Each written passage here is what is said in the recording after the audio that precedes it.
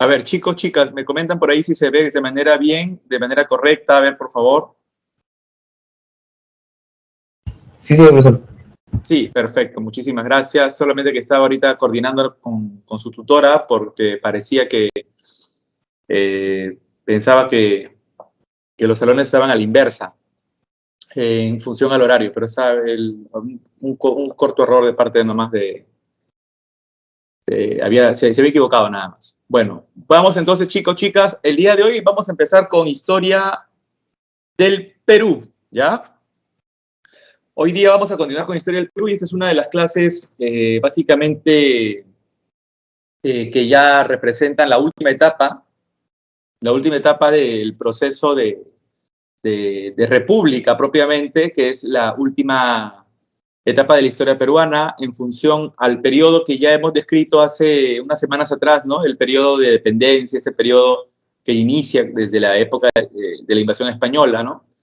Desde la invasión, conquista española, el momento en donde hubo esta ruptura histórica del desarrollo como los pueblos originarios aquí en nuestro país se venían dando hasta la época inca, entró la etapa ya de la dependencia con la invasión española y ese es el momento en donde vamos a romper directamente con España debido a este control administrativo, político que se tenía para con el Perú. A este proceso se le conoce como independencia y vamos a desarrollar todo el siglo XIX hasta entrar a un periodo que Jorge Basadre, historiador muy representativo para lo que es la República Peruana propiamente, ya que Basadre le pone muchas de las terminologías a los diferentes periodos en los que se encuentra dividida la República, y vamos a entrar justamente hasta uno de ellos, hasta la República Aristocrática.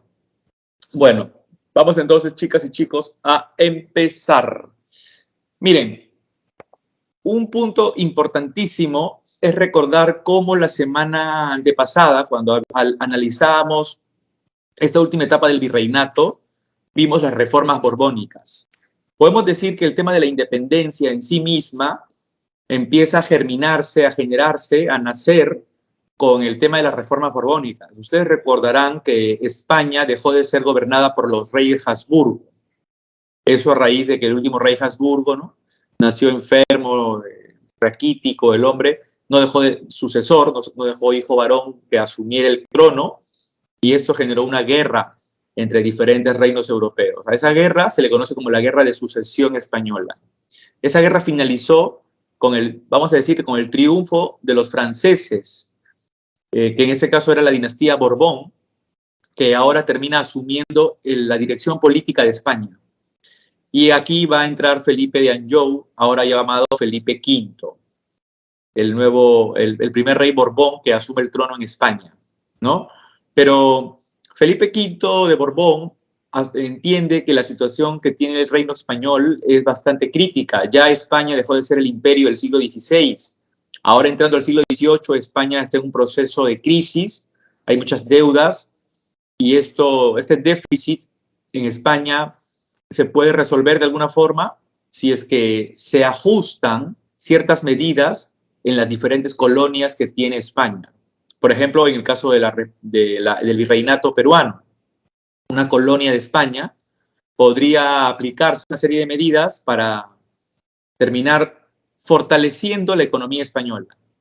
Bueno, ustedes recuerdan que esas reformas o esas medidas que los Borbones aplicaron terminaron siendo bastante explotadoras, extremas, exageradas, y perjudicaron a muy buena parte de la población aborigen nativa, ¿no?, la población indígena, y también la población criolla. A ver, en el caso de los aborígenes, de los indios, se les afectó con el excesivo cobro de tributos, el tema de los repartos mercantiles que se legalizaron, esto de mandarlos a la mita. Y en el caso de la población criolla, se les impidió que pudieran asumir cargos públicos, que asumieran cargos de ser virreyes, oidores, intendentes, bueno, o corregidores. Todavía no se cambiaban ahí los corregimientos por intendencias. Y esto va a empezar a generar malestar que terminará con varias rebeliones. Para empezar, las rebeliones indígenas. Habíamos visto así un pincelazo de lo que fue la rebelión de Juan Santos Atahualpa en el Gran Pajonal y de Túpac Amaru II en el Cusco. Pero hubieron más de 100 rebeliones. Y eso fue a causa de las reformas borbónicas. Y para el caso de los criollos empezaron a organizarse bajo las ideas de la Ilustración. Recuerda que los criollos son los hijos de los españoles nacidos en el Perú y tenían un cargo, vamos a decir, un estatus económico, social alto. Ellos vivían en la República de Españoles, ¿no? Entonces tenían el acceso a diferentes temas del conocimiento humano que estaban en boga por esa época, y por esa época lo que estaba en el top del conocimiento era la Ilustración. A finales del siglo XVIII, los criollos trajeron muchos de estos contenidos de la Ilustración y empezaron pues a hacer su difusión, sobre todo en una importante revista que era llamada El Mercurio Peruano. Ahora, estos criollos empezarían entonces a discutir, a debatir cuál sería el mejor futuro para el Perú. Por otra parte, los indígenas se seguían rebelando, ¿no? Entonces, prácticamente lo que estaba ocurriendo en el Perú era una especie de terremoto social. La gente estaba totalmente disconforme con la situación que reinaba. Y esto trajo, pues, totalmente una situación que empieza, en el caso de los criollos, a generar el debate de si es más conveniente que el Perú esté libre e independiente, y ahí nacen los criollos separatistas, precursores al fin y al cabo, porque empiezan a generar las bases para lo que sería el proceso de independencia, con ideas revolucionarias traídas desde Europa, de la Ilustración misma.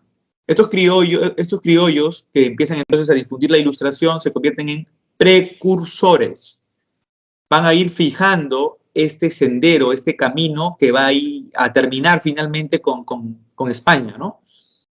Básicamente los más radicales eran los precursores separatistas, entre los que van a destacar, vamos a poner un ejemplo, Juan Pablo Vizcardo y Guzmán, famoso por su famosa carta a los españoles americanos, ¿no? en la que los impulsa a que ellos se liberen. Otro famoso criollo sería, por ejemplo, el señor Francisco de Miranda, quien luchó en muchas revoluciones, entre ellas la francesa, la de las 13 colonias, y también aquí en la hispanoamericana, y acá se hizo conocido aparte porque publicó la carta de Juan Pablo Vizcardo Guzmán. O sea, Vizcardo Guzmán fallece sin publicar la carta, y Francisco de Miranda, este venezolano, lo que hizo fue editarla y publicarla.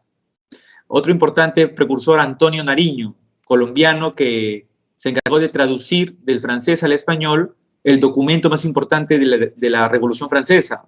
Estoy hablando de la Declaración de los Derechos del Hombre y del Ciudadano. Y José Larribagüero, que se va a convertir después en el primer presidente del Perú, ¿ya?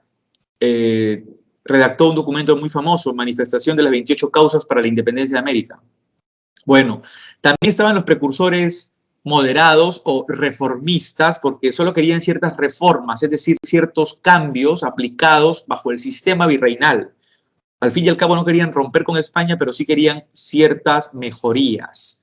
Entre estos precursores, aquí destacan el que fue director, podemos decir rector del centro educativo que se convirtió en el lugar de las ideas de la Ilustración más importante por aquel entonces, del Comitorio de San Carlos, el señor Toribio Rodríguez de Mendoza, que a pesar de ser sacerdote, no educaba bajo los principios de la Ilustración, de la escolástica, sino de la Ilustración. Y se convirtió en el maestro de estos alumnos que después van a pelear en las guerras de independencia. A estos se les llama próceres. Entonces, los próceres son aquellos que fueron educados 30 años antes de la independencia y imbuidos de todas estas ideas, finalmente terminaron poniéndolas digamos, en práctica, ¿no?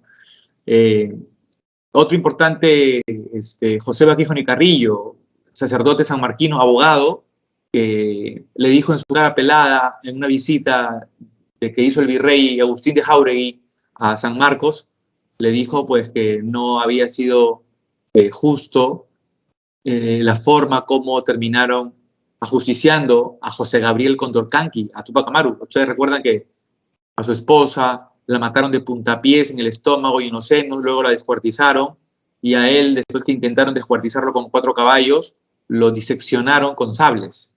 Y la forma como habían hecho todo este acto malvado, y encima no solo a ellos dos, sino también a sus otros 2 hijos mayores, familiares en general, y todo delante de los ojos de su hijo menor de 12 años, Fernandito Condorcanqui, ¿no? Quien se terminó volviendo esquizofrénico y se suicidó ahí nomás a los pocos años, ¿no? Entonces, todo esto, este valor que tuvo José Baquesloni Carrillo fue saludado y por eso es reconocido como precursor reformista por este famoso discurso llamado el discurso laudatorio, ¿no? No tiene nada de laudo, ¿no? Más bien es una crítica atroz, acérrima al virrey y al sistema virpenal. Pero los criollos, con el inicio del siglo XIX, vieron que España fue invadida por Napoleón en pleno contexto de la Revolución Francesa. Y eso los hizo aprovechar para organizarse aquí ya en el Perú, para luchar. Pero aún así, ellos lucharon, se rebelaron, y en los lugares donde se rebelaron, tanto en Tacna como se rebeló ahí Cela, en Huánuco, Juan José Crespo y Castillo, ¿recuerdan? En otros lugares como, por ejemplo, otra vez Tacna, lo hizo Enrique Payardelli, y así también la más importante de esas rebeliones fue la del Cusco, en Puno y también en Arequipa y en Ayacucho, en Huamanga, y la lideraron Mateo Pumacahua y los hermanos Angulo. Aún con todo ese esfuerzo y no lograron la victoria, les puedo decir, chicas, chicos, que la cosa no había quedado ahí, ¿no? Ellos decidieron, los criollos, contratar ahora a estos personajes que ya empezamos a ver ahorita. ¿Quiénes? Empezando con San Martín, José Francisco de San Martín y Matorras, quien va a liderar la corriente libertadora del sur. Y después con Simón Bolívar, quien va a liderar la corriente libertadora del norte. Ambos, escúchenme bien, van a terminar, pues, logrando un gran... voy a cerrar esto porque me está distrayendo, ¿verdad? Un ratito. Ya está, ahora sí. Ambos van a terminar, chicas y chicos, concretando lo más importante para lo que desde un inicio todo esto se había planeado, ¿no? Que es el proceso de independencia. Algunos analistas han criticado el hecho de que nuestro país haya sido liberado por extranjeros. O sea, San Martín es un argentino y Bolívar es un venezolano. Y que este proceso no se haya gestado desde el mismo seno del virreinato, vale decir desde Lima, o desde el interior al menos. Pero aún así, era importante que estos líderes pues encaminaran a esos ejércitos, tanto desde el sur, como vamos a verlo ahorita, como desde el norte, para lograr el propósito tal, ¿no? Bueno, mira, San Martín tuvo el financiamiento de los criollos de Valparaíso y de un cierto sector de criollos de la zona del Río de la Plata. Su ejército es conocido como el Ejército de los Andes, ¿sí? Porque para llegar al Perú, el plan de San Martín es cruzar la cordillera de los Andes. Por eso está el inicio de la expedición, el cruce de los Andes, en 1817. Muchos de ustedes quizás no lo saben, pero el cruce de los Andes le demoró a San Martín 10 meses y medio, casi un año. No era fácil llevar a 5.200 hombres, 4.000 mulas, 2.000 caballos y cientos de pertrechos, entre ellos armamento, alimento, municiones, a través de la cordillera de los Andes. La pregunta es, profesor, ¿y por qué no fue por Bolivia? Había pues una mala racha en esa zona, ya que estaban acantonados los ejércitos del virreinato y era imposible cruzar por esa zona.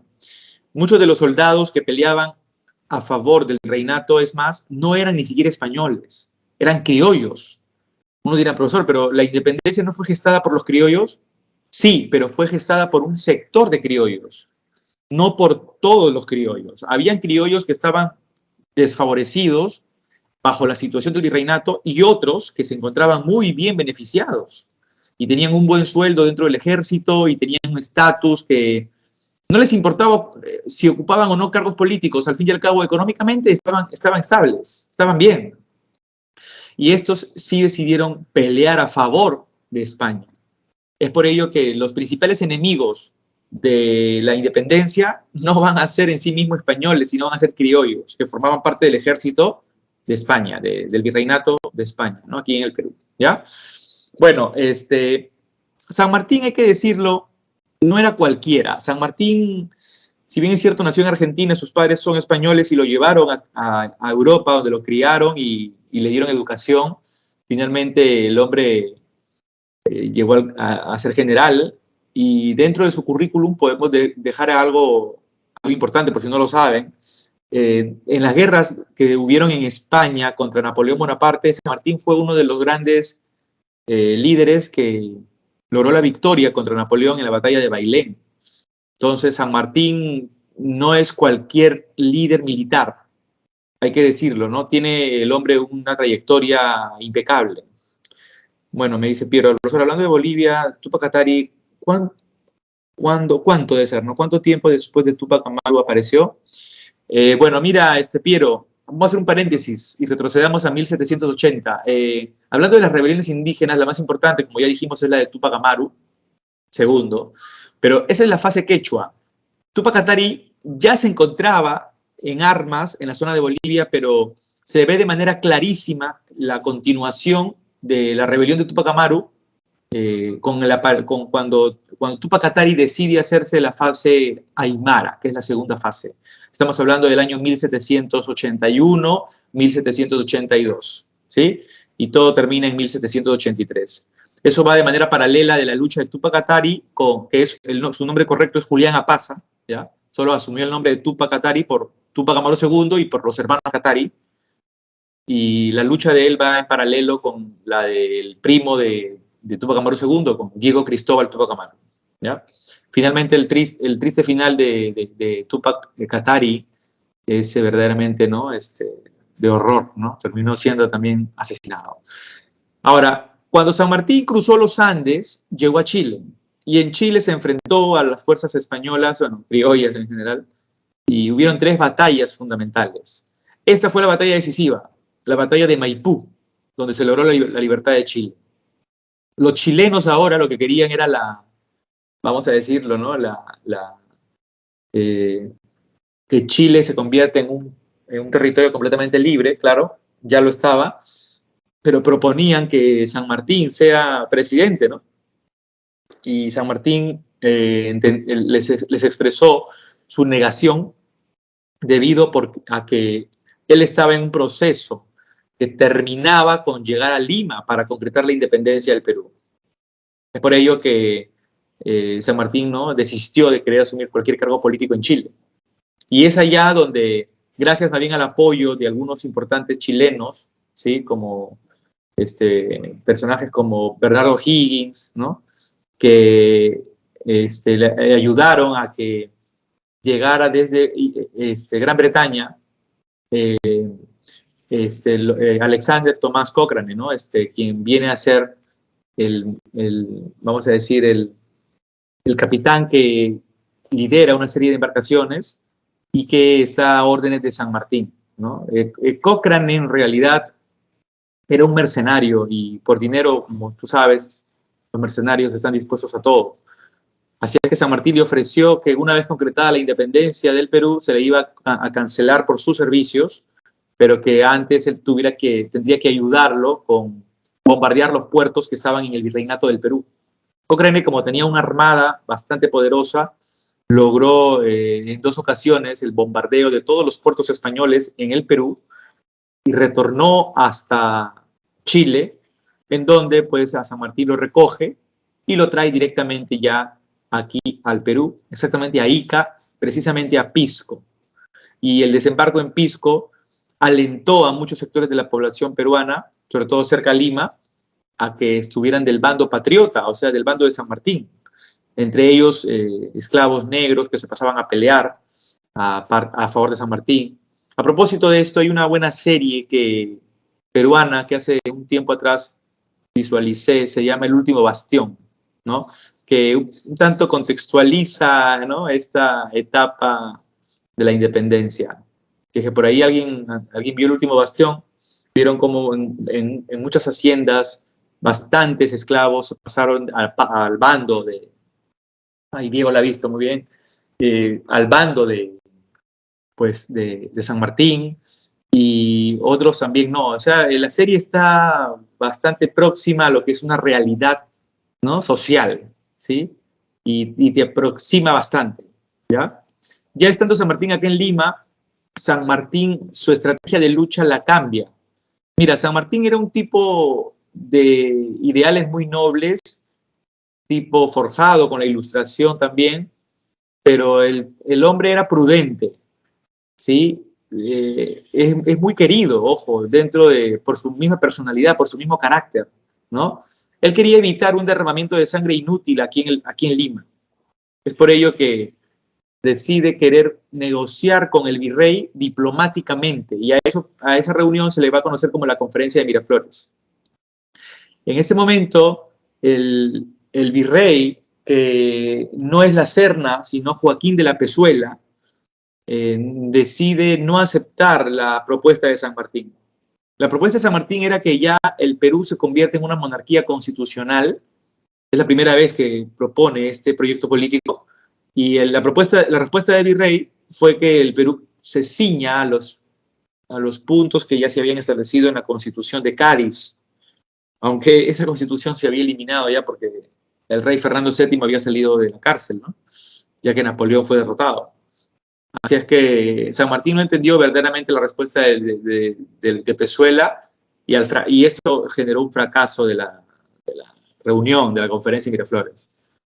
Entonces los realistas defendieron la Constitución de Cádiz, ¿no?, como ves aquí, y esto hizo que San Martín hablara con José Antonio Álvarez de Arenales y le dijo, ¿no?, a este importante general, le dijo, ¿sabes qué? Parte con el ejército desde Ica y anda por toda la sierra para que puedas levantar a la población campesina y unirla a nuestro bando, y al final se trata de la independencia, y que puedas verdaderamente cercar Lima. Así lo hizo Arenales, y esto pues generó de parte de la población española y de la población criolla que apoyaba al virrey, que hubiera malestar contra el mismo virrey propiamente, ¿no?, porque el virrey no estaba defendiendo como debía el virreinato. Así es que se le da un golpe de Estado al virrey. Ese es el motín de Asnapuquio. El primer golpe que se le dio, vamos a decir, en el virreinato, que duró casi 300 años, a un virrey. Ustedes saben que los virreyes eran propuestos desde España. Esta fue la primera vez que se le dio un golpe a un virrey. Al virrey lo sacaron, fue depuesto, y aquí entró la Serna, ¿no? José de la Serna e Hinojosa, ¿no? Ahí está. Y aquí aparece, miren ustedes, la nueva reunión que se pacta entre San Martín y el virrey La Serna, pues que es la reunión de Punchauca, la conferencia o reunión o asamblea de Punchauca, ¿no? Esta fue celebrada acá en el distrito de Caraballo, acá en Lima, en la hacienda Punchauca. Mira, San Martín tiene rodeado Lima. Prácticamente con un chistar de los dedos puede hacer que la población baje directamente y tome Lima. Sin embargo, el virrey intenta hacer uso de la parte, intenta persuadir a San Martín por el lado humano, y le dice, no, pero San Martín, entiende que, pues hombre, ¿no?, si la población campesina baja, mucha gente inocente va a morir. Cosa que San Martín no quiere desde un principio, ¿no? Quiere evitar eso, obviamente. Entonces, así es que el virrey, viéndose perdido, le propone a San Martín lo siguiente, ¿no? Mira, yo me retiro con mis tropas de acá de Lima, me voy hasta el Valle del Mantaro, hasta Junín, y luego me voy al Cusco, y tú puedes ingresar con tus tropas acá y tomar Lima. Pero la batalla final, o sea, el Avengers Endgame, va a ser en una zona donde no haya un derramamiento de sangre inútil, sino se dé un enfrentamiento entre soldados, que gente inocente no muera. Es ahí donde San Martín acepta y es por eso que el virrey se va con sus tropas un 20 de junio de Lima. El 22 de junio ya no había nada de gente, ¿no? De ningún soldado me refiero, ni siquiera un serenazo que cuidara acá las calles de Lima, ¿no? Y San Martín, casi 20 días después, un 12 de julio, ingresa con sus tropas. Fue bien recibido acá. A los 3 días se decidió la redacción del Acta de Independencia, el 15 de julio. Ese es el día central, el más importante. Y el 28, ese documento, el acta, fue proclamado, o sea, difundido, mediante toda una celebración en 4 plazas acá en Lima. Y acá está la proclamación de la independencia, ¿no? Esta es una obra de Juan de Lepiani, de 1904, pero la proclamación se dio, ustedes saben, el sábado 28 de julio de 1821, ¿ya? Bien, ahora miren, chicos, chicas. San Martín, ustedes ya bien lo entienden, San Martín no ha logrado expulsar a los españoles todavía del Perú. Sin embargo, San Martín ya ha logrado ganar ciertos territorios, en especial la capital, desde donde ha proclamado la independencia.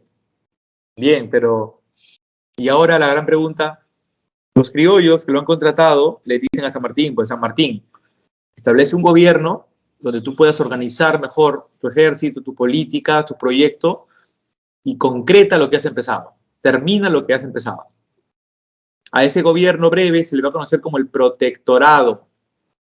Es, digamos, el primer gobierno que se da en el Perú después de la independencia, ¿no? El primer sistema de gobierno. El protectorado lo va a liderar San Martín, ¿ya? El objetivo de este protectorado, más allá de todas las obras que vas a ver aquí, el objetivo, ¿cuál es? El objetivo es que San Martín concrete la independencia. ¿Qué políticas va a establecer? Bueno, organizó el Estado, ¿sí?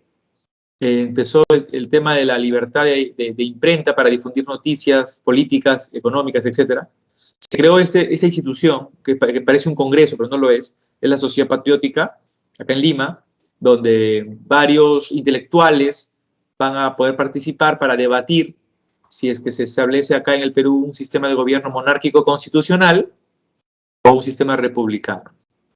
Este personaje que ven aquí es Bernardo de Monteagudo, ¿sí? Este fue uno de los asesores de San Martín, pero que muchos dicen a San Martín le pintaba una cara, pero a espaldas Monteagudo era otro, era uno de los funcionarios más corruptos y que se aprovechaba de su poder, ¿sí?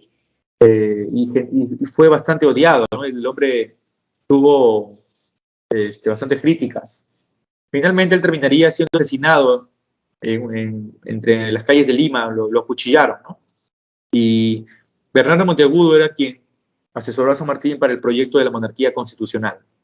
Por parte de los republicanos estarían representados por el solitario de Sayán, José Faustino Sánchez Carrión. Y ya saben que la República a la larga va a ser la que va a terminar teniendo la victoria, ¿no? Quizá en este momento ustedes se podrían poner a pensar, profe, ¿por qué San Martín quería establecer una monarquía constitucional? ¿No? Se los dejo para que hoy día, en el Día del Amor, lo piensen. Ese sistema político que existía en Inglaterra, San Martín lo quiso traer al Perú porque la mentalidad del peruano para San Martín no estaría acostumbrada bajo un sistema político tan democrático como la República. El peruano en sí, decía San Martín, está acostumbrado a ser gobernado por reyes. Su mentalidad es cortesana. Él necesita una especie de palacio y una corte, de ahí cortesana, que dé órdenes y el peruano las acata. Y esta costumbre data de hace muy buen tiempo, decía San Martín, mínimo 500 años. ¿Cómo 500 años? 300 años de virreinato más 200 años de gobierno inca. Es así que darles una república es darles demasiada libertad, y en esa libertad excesiva verdaderamente no van a ir a ningún lado. Bueno, esas parecen de verdad palabras que vaticinaron lo que verdaderamente va a suceder durante toda la república, ¿no? A veces uno puede criticar la monarquía constitucional, pero cuando entiendes la justificación que da San Martín y ya has pasado por 200 años de lo que sabemos cómo ha sido la república del desencanto, como decía el historiador Heraclio Bonilla, es verdaderamente algo que a uno lo pone a pensar y no sabemos si arrepentirnos o no. Me dice Mario, me encantó la serie algo parecida la de Bolívar. Sí, hay una serie de Bolívar también en Netflix. Yo no la he visto en verdad, pero sí, no he tenido tiempo, pero sí dicen que es muy, muy buena. Sonia me dice, tal vez porque no había personas aptas para gobernar. Bueno, verdaderamente es el mismo sistema político en su estructura, Sonia. Porque más allá de estar apto ya para gobernar, en verdad lo que se critica es el sistema político en sí mismo, ya que los poderes, al ser demasiado autónomos, dan demasiada libertad en la población. Claro, obviamente que la población tiene que ser responsable, ¿no? Y este es el punto. Aquí, más allá del gobierno de un jefe político, es también el comportamiento de la ciudadanía en general. Y hoy por hoy en el Perú, déjenme decirles que hay un comportamiento demasiado violento del peruano. Eso yo creo que esa violencia, esa impulsividad, o sea, todo el mundo anda, no puedes decirle nada a nadie de la mejor forma porque te miran con cara que te quieren matar en la calle, en cualquier lugar. Y esto es la forma mal conducida, ¿no? En sí misma del sistema en sí, de la república en sí. Aquí no podemos decir que solamente es el sistema educativo, la crisis de valores, o sea, es un todo, es un complejo, es un conjunto de factores. Y lo más liviano, Sonia, es decir el presidente que no tiene la capacidad. Que somos todos, en verdad, ¿no? Acá, de verdad, la responsabilidad es de todos, ¿no? Me incluyo y todos acá debemos de incluirnos. Cada uno debe poner un poco más el hombro, todos debemos de poner un poco más el hombro y entender que empujando en conjunto podemos hacer algo. Me dice Diego, profesor, ¿quién era el representante de los monarquistas? Aquí empezamos con ese señor, con Bernardo de Monteagudo. ¿Sí? Bueno, en las obras sociales está la ley de libertad de vientres, ¿sí? Que es darle a los hijos de los esclavos la libertad, en este caso, después del 28 de julio. Pero los que han nacido después del 28 de julio, dice, pero se mantienen como mano de obra, obviamente, ¿no? O sea, no hubo una esclavitud, una libertad de esclavitud total. Y con esto nada más te digo que era complicado desde un momento inicial ya. O sea, ya ese Perú que todavía no era libre, ya parecía el Perú de hoy. Ya tenía casi la misma idiosincrasia de lo que es el Perú de hoy.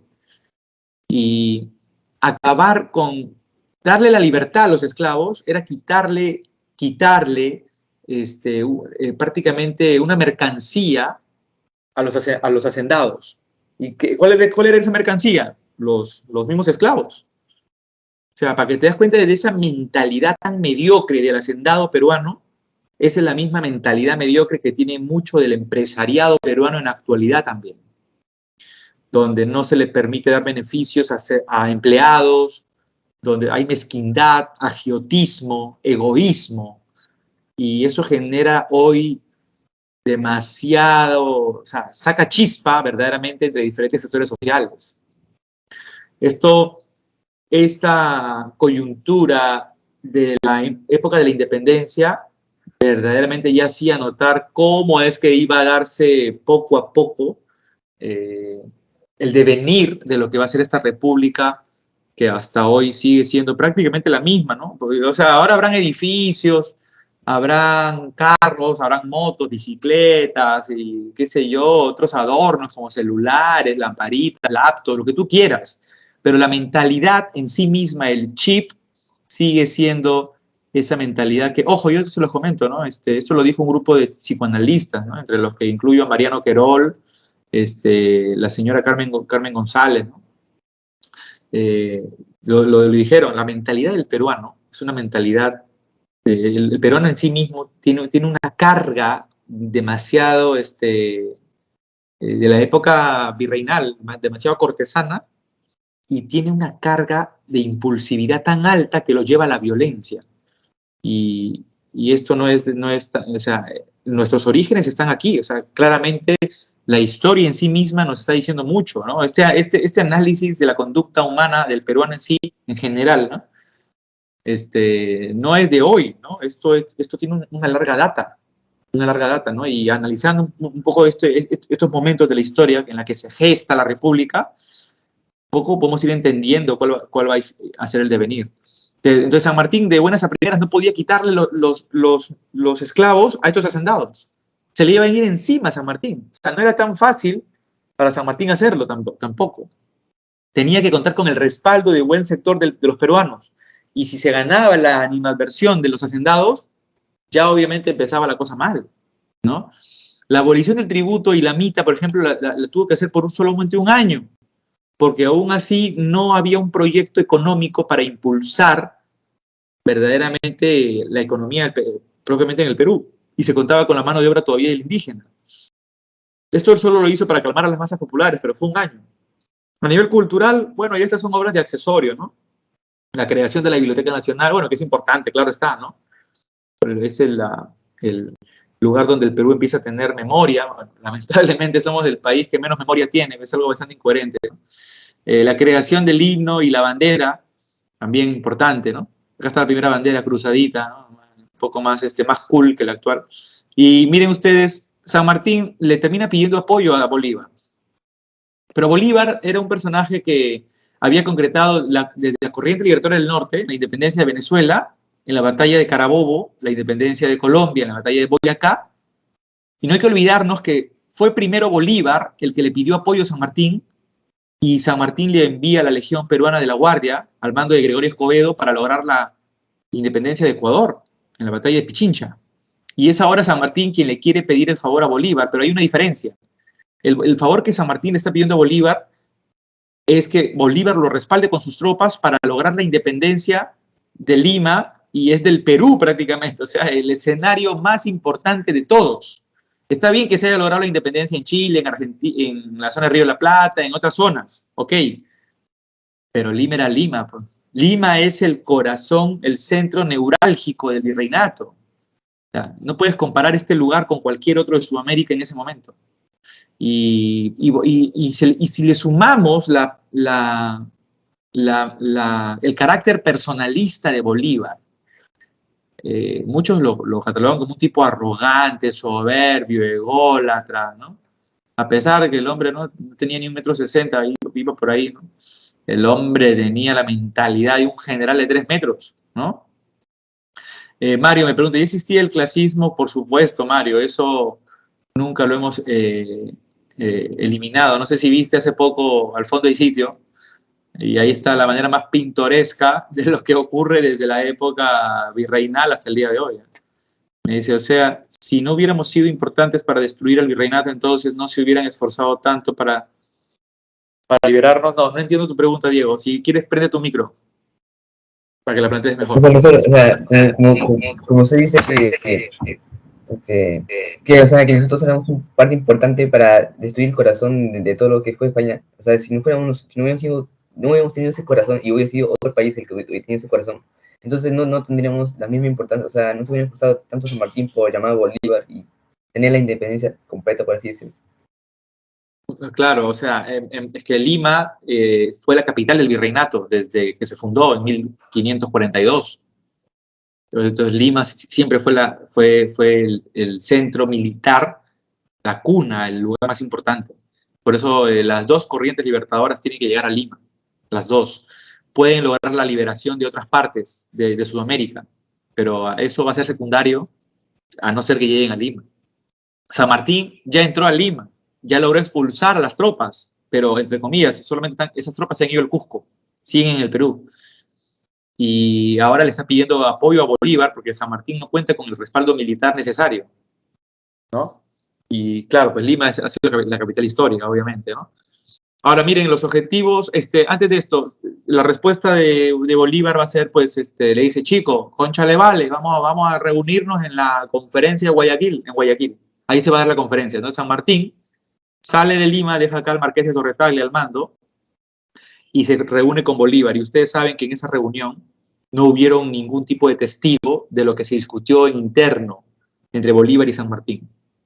Pero lo que se intuye, por lo que ya San Martín había ido bien preparado a proponerle a Bolívar, eran 3 puntos claves. Uno, primero, si Guayaquil continuaba siendo parte del Perú. San Martín sabía que Guayaquil era parte del Perú, pero Bolívar, al lograr la independencia de Venezuela, Colombia y luego la de Ecuador, el proyecto de Bolívar era la República Federal o el federalismo, unir varios estados de manera federada.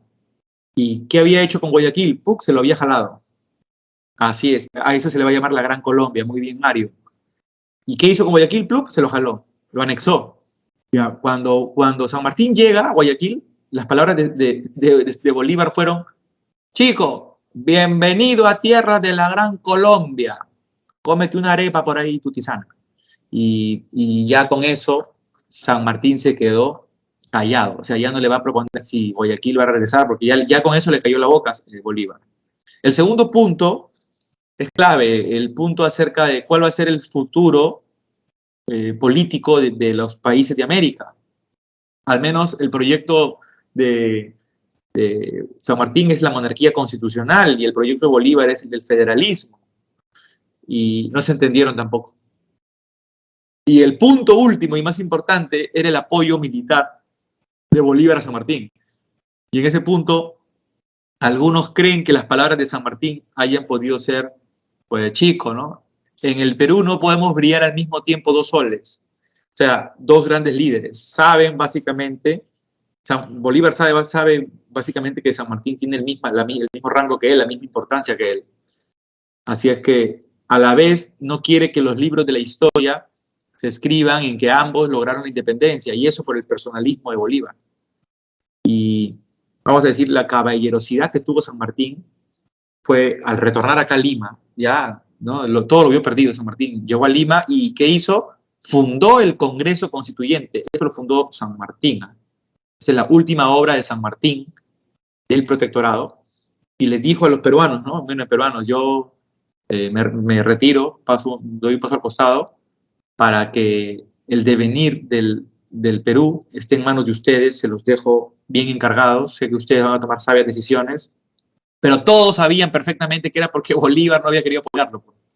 Y San Martín era tan caballero que no quería entorpecer la futura libertad del Perú. Entonces quería, obviamente, al dar un paso al costado, darle la posibilidad a Bolívar de que él ya se anime a venir. Pero ahí venía también otra cosa. Esa llegada de Bolívar tenía que ser por invitación de los peruanos. Y muchos de los políticos peruanos, al ver la situación que se dio entre Bolívar y San Martín, le habían agarrado un poco de fastidio a Bolívar. O sea, no querían invitarlo de un momento a otro. Es por eso que los congresistas, aquí los primeros congresistas, decidieron ellos, por su propia cuenta, intentar la independencia, con su propia forma de hacer las cosas. Es por eso que aquí se inicia una especie de fase peruana de la independencia, ¿no? Un momento de interrupción, de lapso entre la corriente libertadora del sur, que ya acabó, y antes que empiece la del norte, está la fase peruana de la independencia, ¿no? Me dice Valentino, básicamente el futuro de América en ese entonces dependían de 2 señores, bueno, por los ejércitos, claro, por los ejércitos, ¿no? Pero esta fue la fase donde se pudieron hacer cosas también. El objetivo de este Congreso fue redactar una constitución para el Perú, mira, establecer el régimen político del Perú, que sabemos que ganó la República. Y de todos los congresistas, todos eran para este momento médicos, abogados, y también habían sacerdotes, pero no te olviden que los sacerdotes eran gente muy leída, ¿no? No era cualquier tipo de sacerdote, ¿no? Básicamente era un congreso forjado por gente liberal, ¿sí? De un pensamiento liberal, ya en su mayoría. Y eso es una crítica, al menos para la actualidad, ¿no? Porque en la actualidad cualquier mamarracho llega a ser congresista. O sea, solo tienes que tener 25 años, ser peruano de nacimiento, y no importa si estudiaste en cualquier universidad o en cualquier instituto o en donde sea, y ya estás ahí, ¿no? Entonces no es así tampoco, ¿no? Y peor, hay gente que incluso brilla con sus estudios, o sea, no tiene nada. Entonces eso es un problema.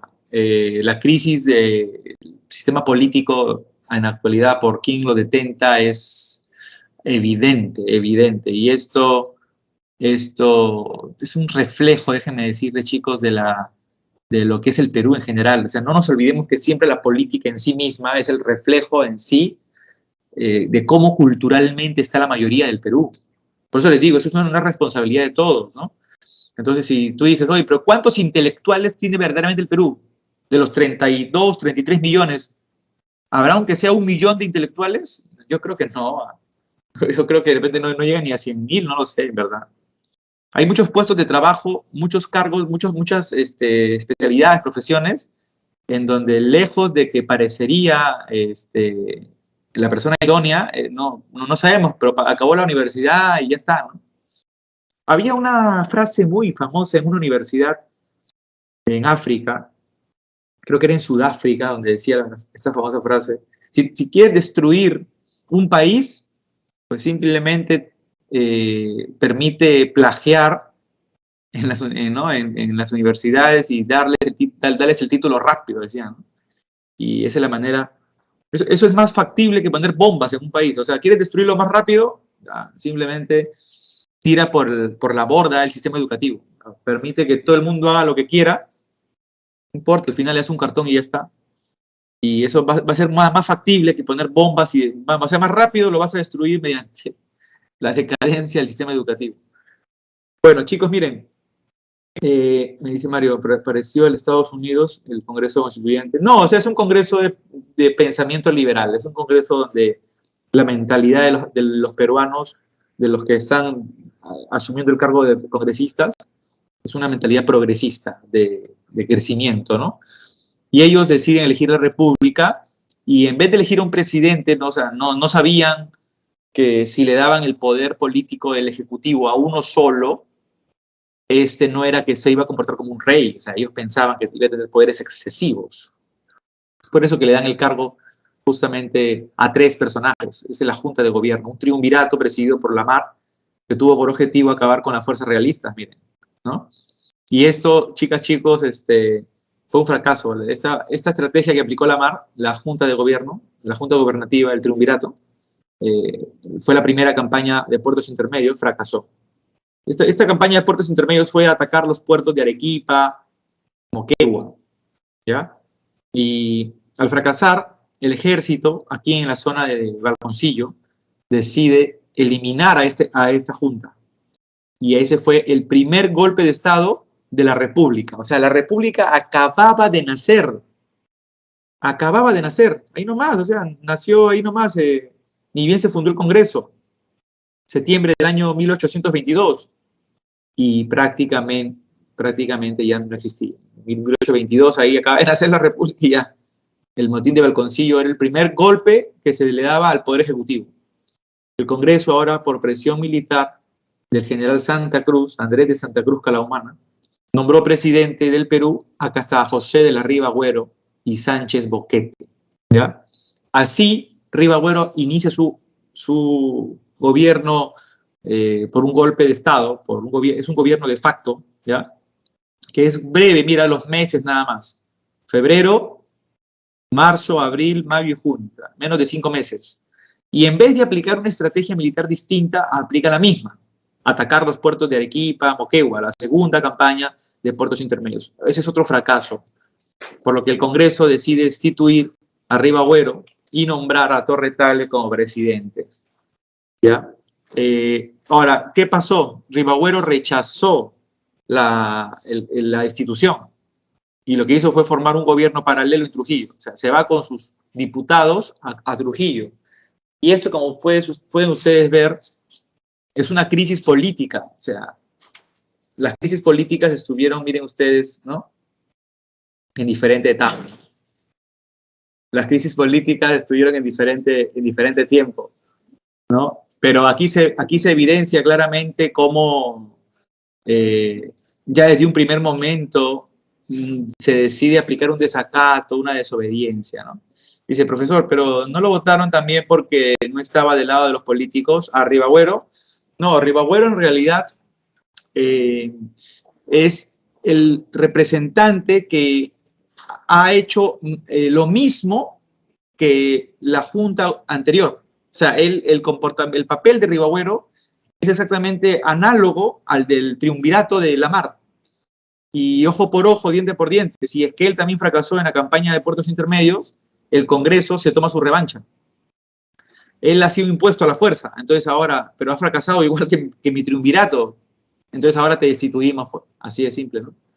Y de esa forma vamos a ver que se inicia una crisis política, o sea, hay un vacío de poder. ¿Y qué es lo que va a pasar? Los españoles, bueno, en realidad las tropas que están forjadas básicamente por criollos, deciden nuevamente tener el control propiamente de Lima. Esto es lo más triste, ¿no? Y acá, este es el gobierno de Torre Tagle, miren que va de julio del año 1823 a febrero de 1824, es ahí en donde se decide. Este gobierno prácticamente estuvo encerrado en el castillo del rey Felipe, por el temor que la llegada de las tropas españolas acá a Lima generara, ¿no? Es ahí donde recién una comisión parlamentaria decide invitar a Simón José Antonio de la Santísima Trinidad Bolívar Palacios y Sojo. ¿Sabes qué es ese trabalengua? Ese es el nombre del libertador del norte, ¿no? De Simón Bolívar. Ahora, Bolívar en ese momento se encuentra un tanto fastidiado, ¿no? Porque lo han invitado a destiempo y primero se da cuenta de que los peruanos han querido hacer su propia fase de la independencia. Así es que lo que hace es allanar el terreno mandando a su compadre y mejor amigo Sucre, ¿no? Llega José de Sucre acá al Perú y en mayo se gana con todo este contexto y le dice, no, sí, libertador, es apremiante que usted venga, que esto y lo otro, y Bolívar viene al Perú, ¿no? Así es que, sí, así es, Valentino, sí, efectivamente. Y es así como llega Bolívar, y en el momento, pues, en que se da la llegada de Bolívar, es la corriente libertadora del norte la que se está ya gestando, ¿no? La promulgación de la primera constitución ya se había dado en el gobierno de Torre Tagle, pero esta constitución no se pone en práctica porque al llegar Bolívar, el Congreso le va a dar todos los atributos a Bolívar, es decir, todo el poder político, lo nombra suprema autoridad militar del Perú, y eso es ante la inminente gravedad de la República. O sea, la República está ante una situación de debacle. En este momento hay tanta inestabilidad de que las fuerzas realistas vuelvan a tomar el control, que se le decide dar todo el poder. Aquí se dice la dictadura de Bolívar, ¿no? Pero entiéndase bajo qué contexto, ¿no? Y entonces, miren ustedes, Bolívar, en el momento en que llega al Perú, tiene dos opositores. Uno va a ser Ribagüero, porque primero Bolívar reconoce a Torre Tagle como presidente, y al no reconocer a Ribagüero empieza, ¿no?, a hacerle trampita a Bolívar y se empieza a cartear con el virrey La Serna. Pero luego Torre Tagle también se sintió con un malestar de que Bolívar tenga tanto poder político, porque ahora Torre Tagle no es el presidente que él pensó ser, porque encima de él está Bolívar. Así que también lo traiciona, y es por eso que Bolívar decide también querer fusilarlo, ¿no? Al final, Torre Tagle va a ser destituido por el Congreso y va a morir en el Real Felipe. Bueno, acá está el retrato de José de la Serna, el último virrey del Perú, que ya hemos visto cómo llegó por golpe de Estado también, el motín de Snapuque.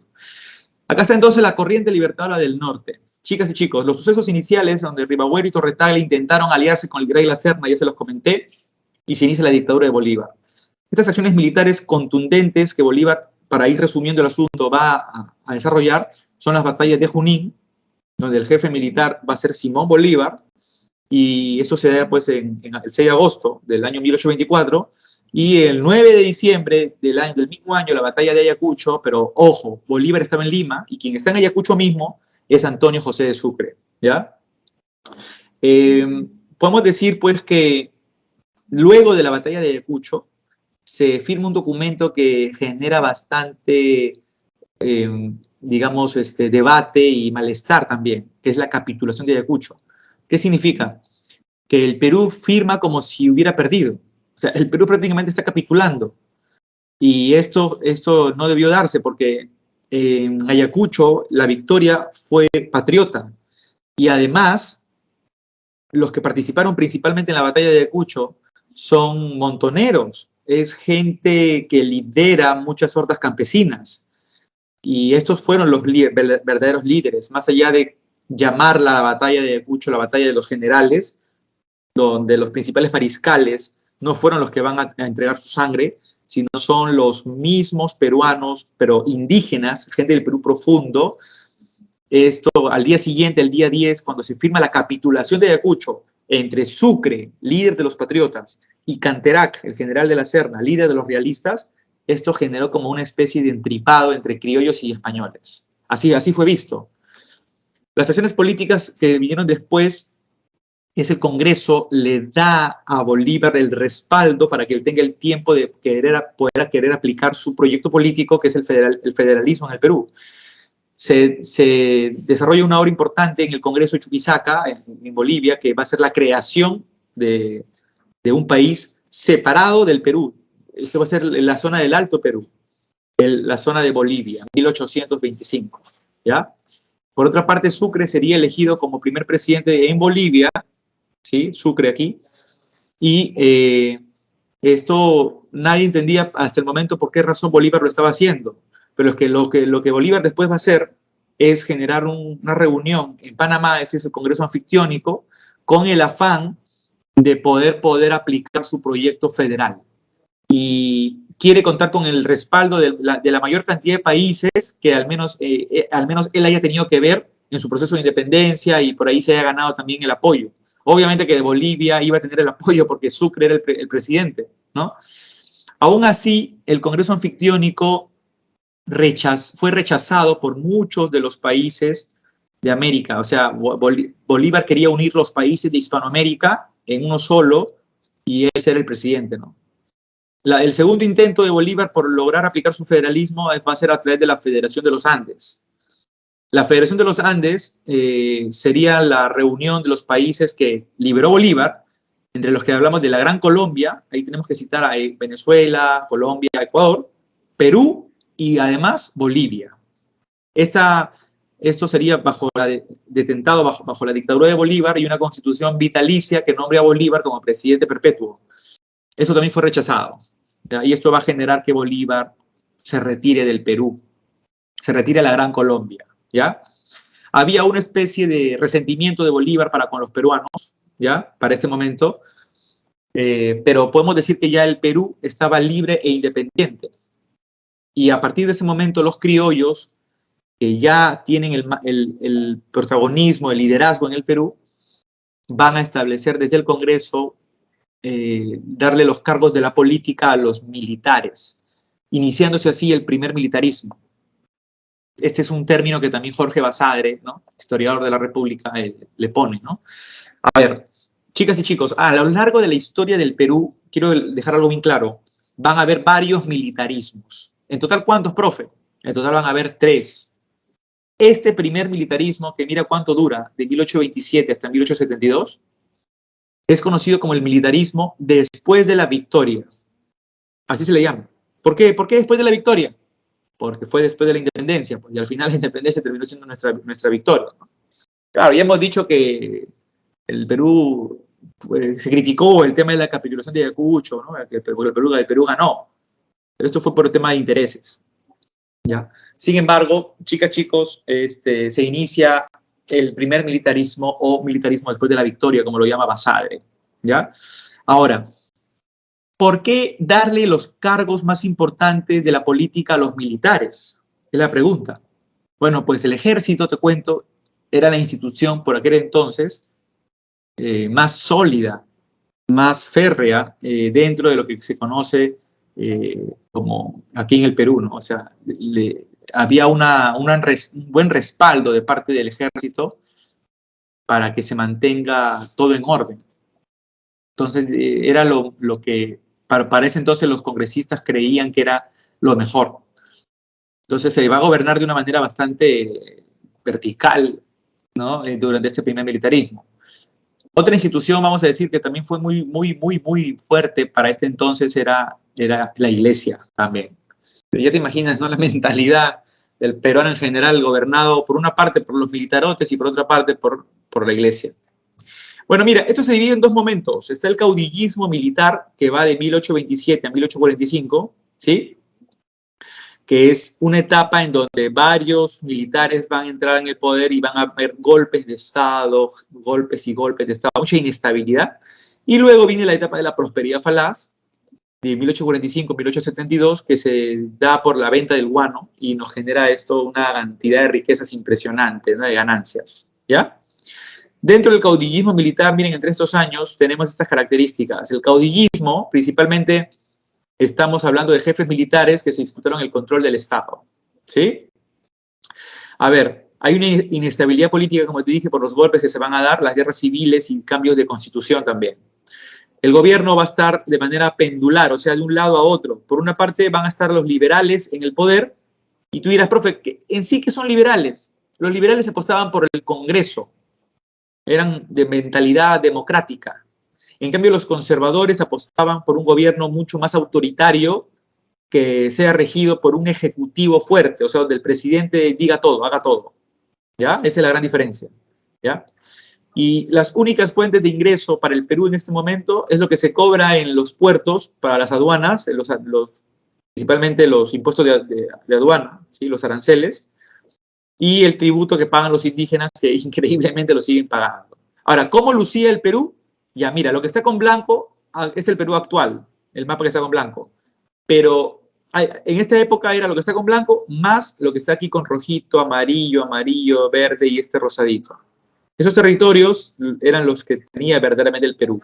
Pero los vamos a ir perdiendo, y lo que está con celestito también me estoy olvidando. Los vamos a ir perdiendo a lo largo de la historia de la República por diferentes enfrentamientos, guerras, disputas, intereses, mal manejo, etcétera, etcétera. O sea, el Perú se va a ir mutilando. Como que el Perú hubiera entrado a un quirófano y se hubiera hecho la lipo. Miren cómo queda, ¿ya? Bueno, miren, ¿qué tipo de, económicamente, qué modelos económicos van a haber? Por una parte está el librecambismo, que impulsa el libre comercio, y por otra parte está el proteccionismo, que es proteger lo nuestro. En el caso del librecambismo se da la apertura, ¿no?, para un comercio mucho más libre en sí mismo, el término lo dice, y en el proteccionismo digamos, se protege más, entre comillas, la industria, porque no hay una industria todavía, el mercado, por así decirlo ya, el mercado nacional, elevando los impuestos aduaneros, ¿no? Se mantiene aún el yanaconaje y la esclavitud, o sea, el trabajo de los campesinos en las haciendas, y la esclavitud también, ¿no? La ley de vientres, como ya vimos en la época de San Martín, no fue lo que se esperó.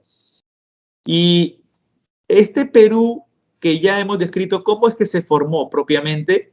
Gracias a los principios que definieron las fronteras.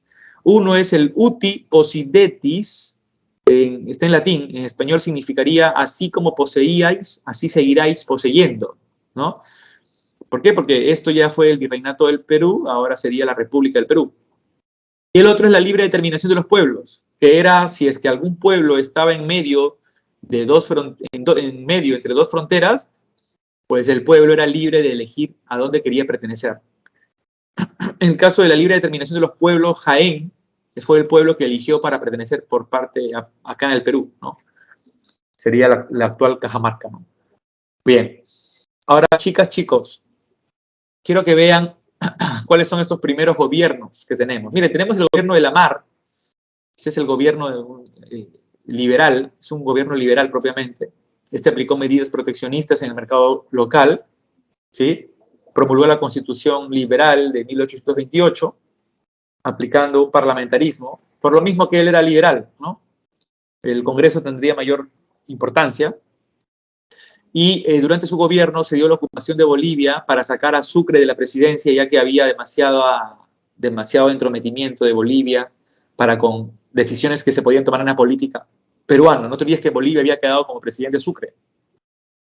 Y se dio la guerra contra la Gran Colombia, increíblemente. Empezamos la República con ese primer gobierno elegido por el Congreso, es el primer gobierno constitucional, y empezamos la Primera Guerra también. Esta guerra fue a raíz del resentimiento que Bolívar, cuando se había ido del Perú, tenía, ¿no? Este resentimiento se dio, acuérdate, por lo que no se le permitió la posibilidad de que aquí se dé la república de federalismo, ¿no? De la Federación de los Andes. Bueno, al final en esta guerra podemos decir que no perdimos nada, pero en plena guerra a la mar le terminan dando golpe de Estado. No perdimos nada ni ganamos nada, pero a la mar le terminaron dando golpe de Estado. ¿Quién? Un conservador. Aquí vemos ahora a Agustín Gamarra Messia.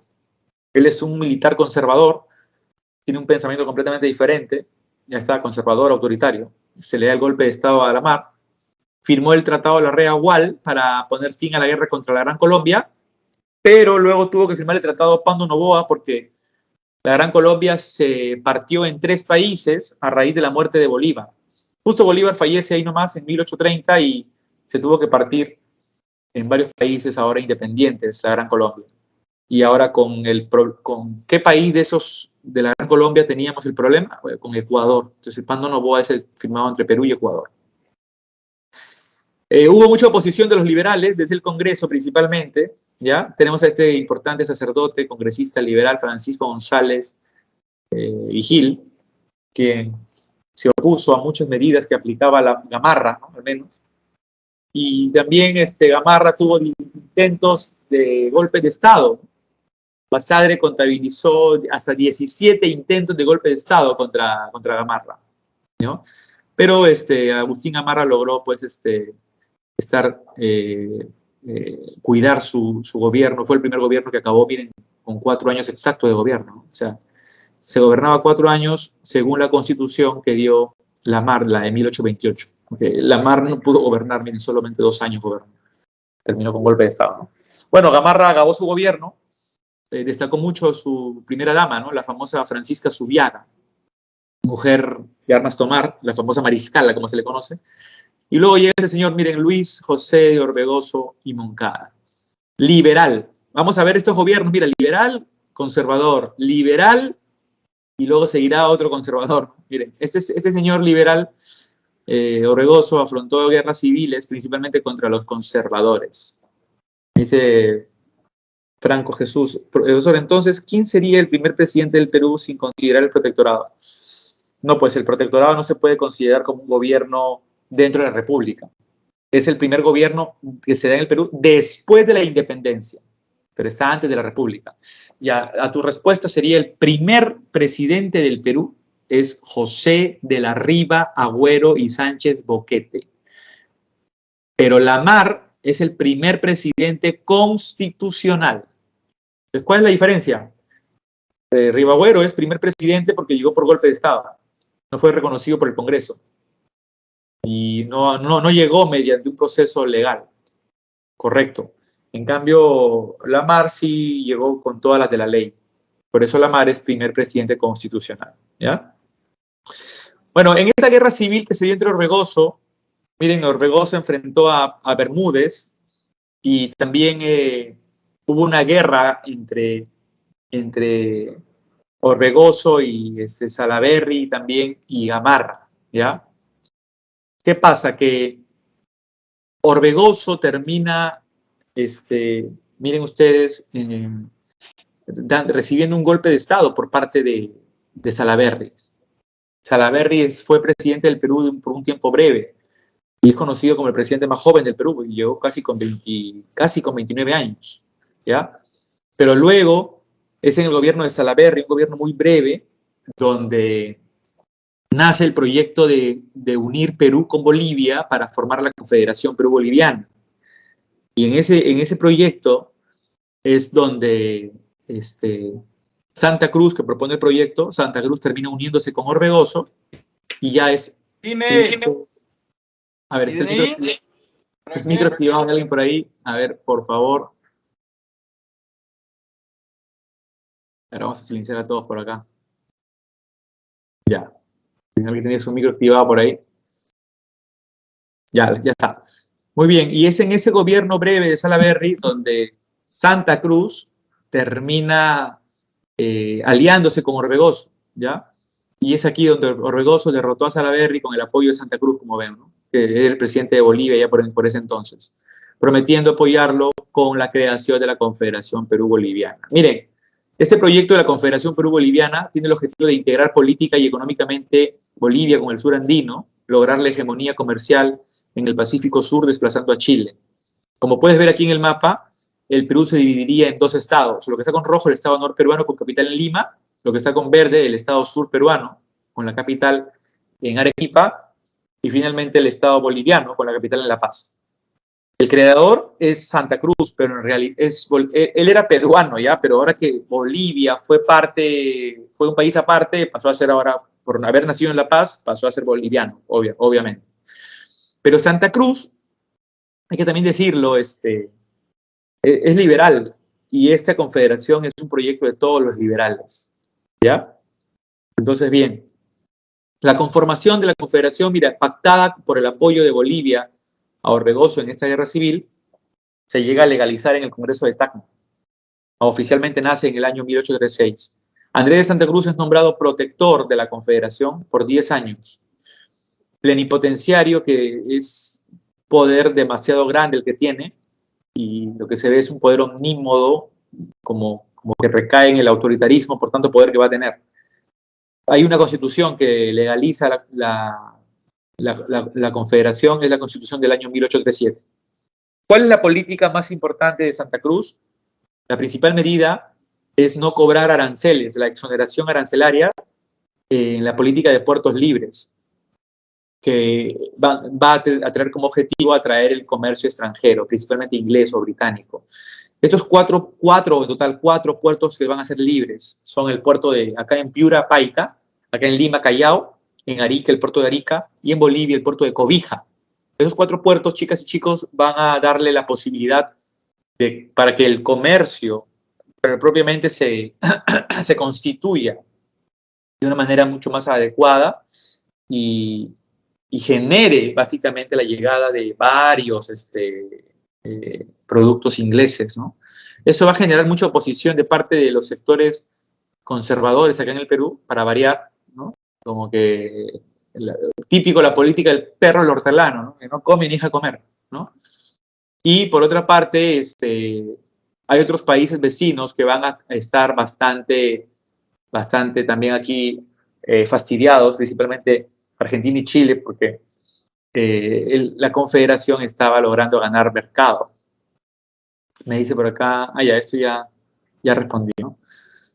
Bueno, Chile empezará a destruir la confederación. Estas son las campañas restauradoras. Van a querer que el Perú y Bolivia vuelvan a restaurarse como países. Y la causa, obviamente, la amenaza de su hegemonía en el Pacífico Sur. Ya la confederación estaba progresando comercialmente. Eso va a generar bastante oposición entonces, ¿no? El pretexto para que Chile quiere destruir la confederación, pero los pretextos, ¿no? La invasión boliviana al Perú. O sea, nos estaban defendiendo, ¿ya? Y por otra parte, el apoyo confederado a la expedición Freire para desestabilizarlos. Eso fue un simple pretexto cuando allá en Chile hubo un intento de golpe de Estado por parte de este señor Freire, un chileno, y los chilenos dijeron pues que este golpe había sido promovido por la Confederación. La segunda campaña le derrotó finalmente a la Confederación en la batalla de Yungay. En la primera no pudieron, nosotros ganamos, en la segunda nos derrotaron. Y como muchos conservadores peruanos habían apoyado a Chile, es así como Chile en ese momento pues decide poner a uno de esos peruanos que apoyó a Chile en la presidencia. ¿A quién? A nada más y nada menos que a Agustín Gamarra. Me dice Christopher, Chile siempre siendo... Bueno, ahí estamos con Chile en ese momento. En realidad, en sí mismo, recuerde que la historia no es para generar animadversión ni odio contra los diferentes países, sino son las políticas que se toman en un momento propiamente por ciertos sectores de la política o del sector económico plutocrático de ese país. Bien pudo haber sido Chile, bien pudo haber sido Ecuador, bien pudo haber sido el sector político que detenta un país.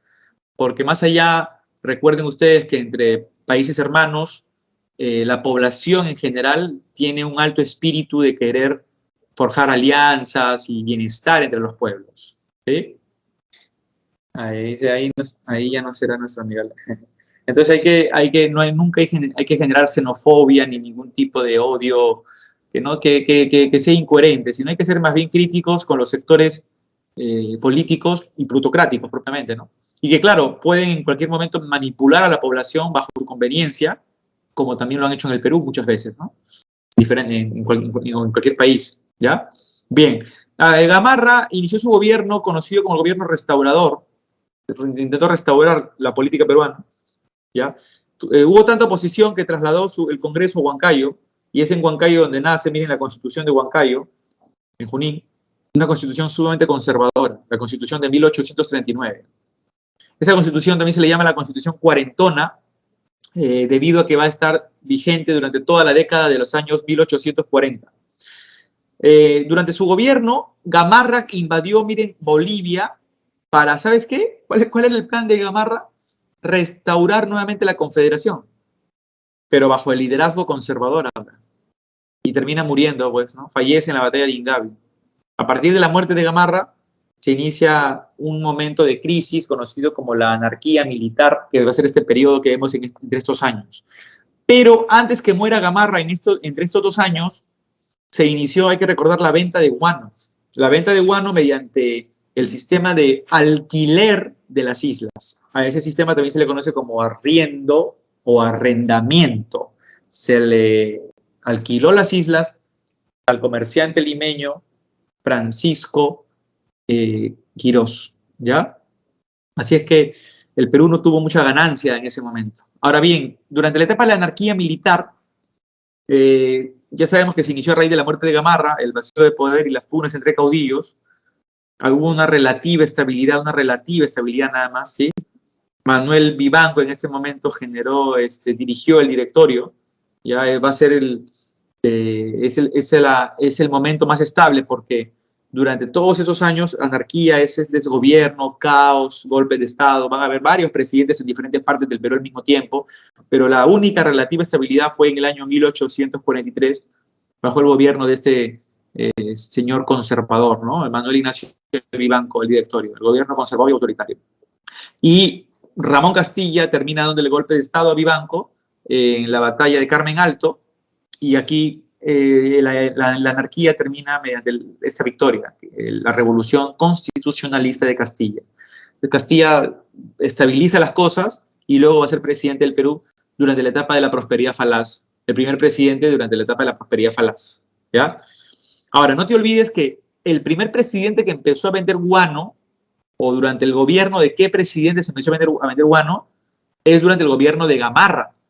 Ya te lo expliqué aquí. Porque fue durante el segundo gobierno de Gamarra que se estableció el contrato Quirós o el sistema de arrendamiento, que es alquilar las islas al comerciante limeño Francisco Quirós.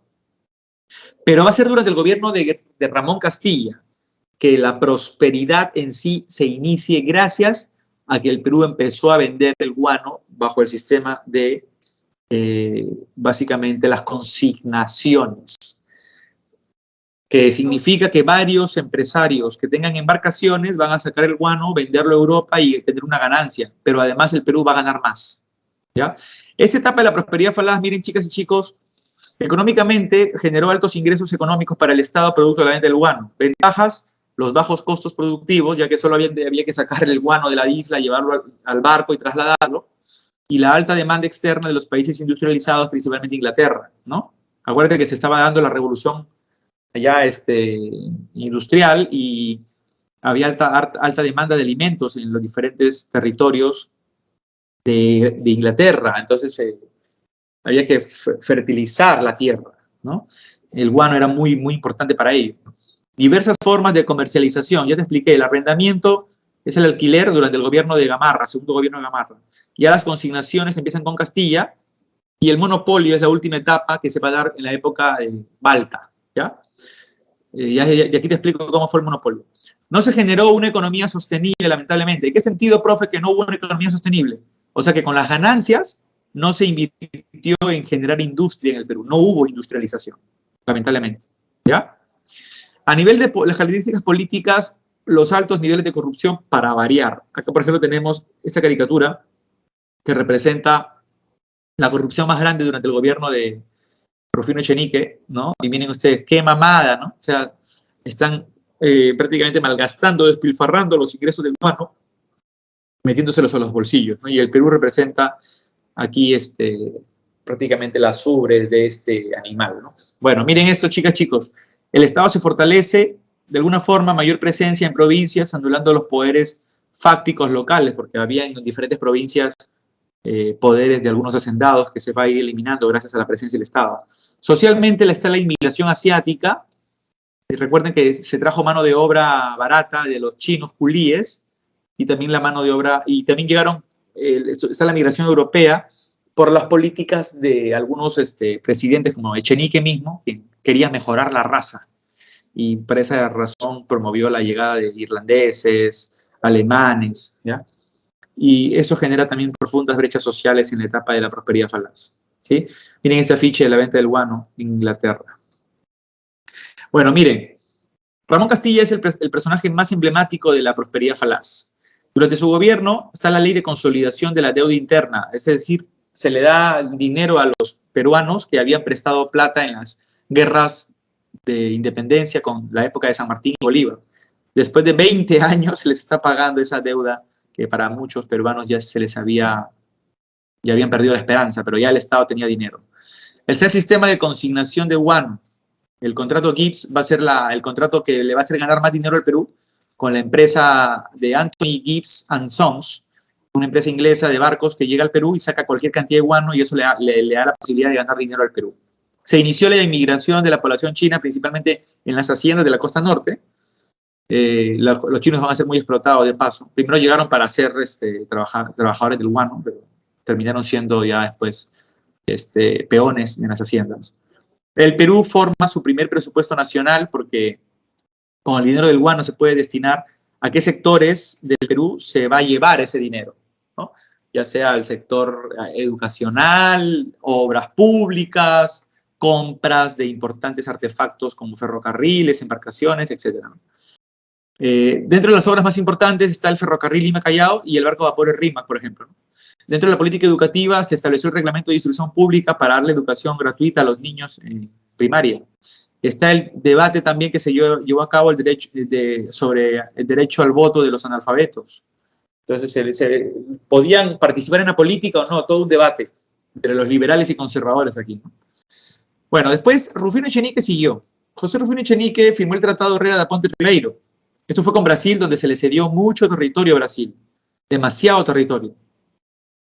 Está la promoción de la inmigración alemana a la selva, esto con el objetivo de supuestamente mejorar la raza. Y finalmente ya sabemos que no, esta inmigración terminaría siendo en vano, porque no obviamente que mejorar la raza mediante la llegada de europeos, ¿no? Es algo completamente racista, ¿no? A la población hay que darle educación simplemente, ¿no? Luego está el escándalo de la consolidación de la deuda interna, que es la corrupción, por lo que Echenique había estado pagando dinero a familias que no habían prestado dinero en la época de la independencia, lo que hace ver un mal uso del dinero, y esto genera obviamente impresionantes escándalos, ¿no? El escándalo más grande. Es por ello que Castilla se subleva y esta revolución liberal termina con el derrocamiento de José Rufino Echenique.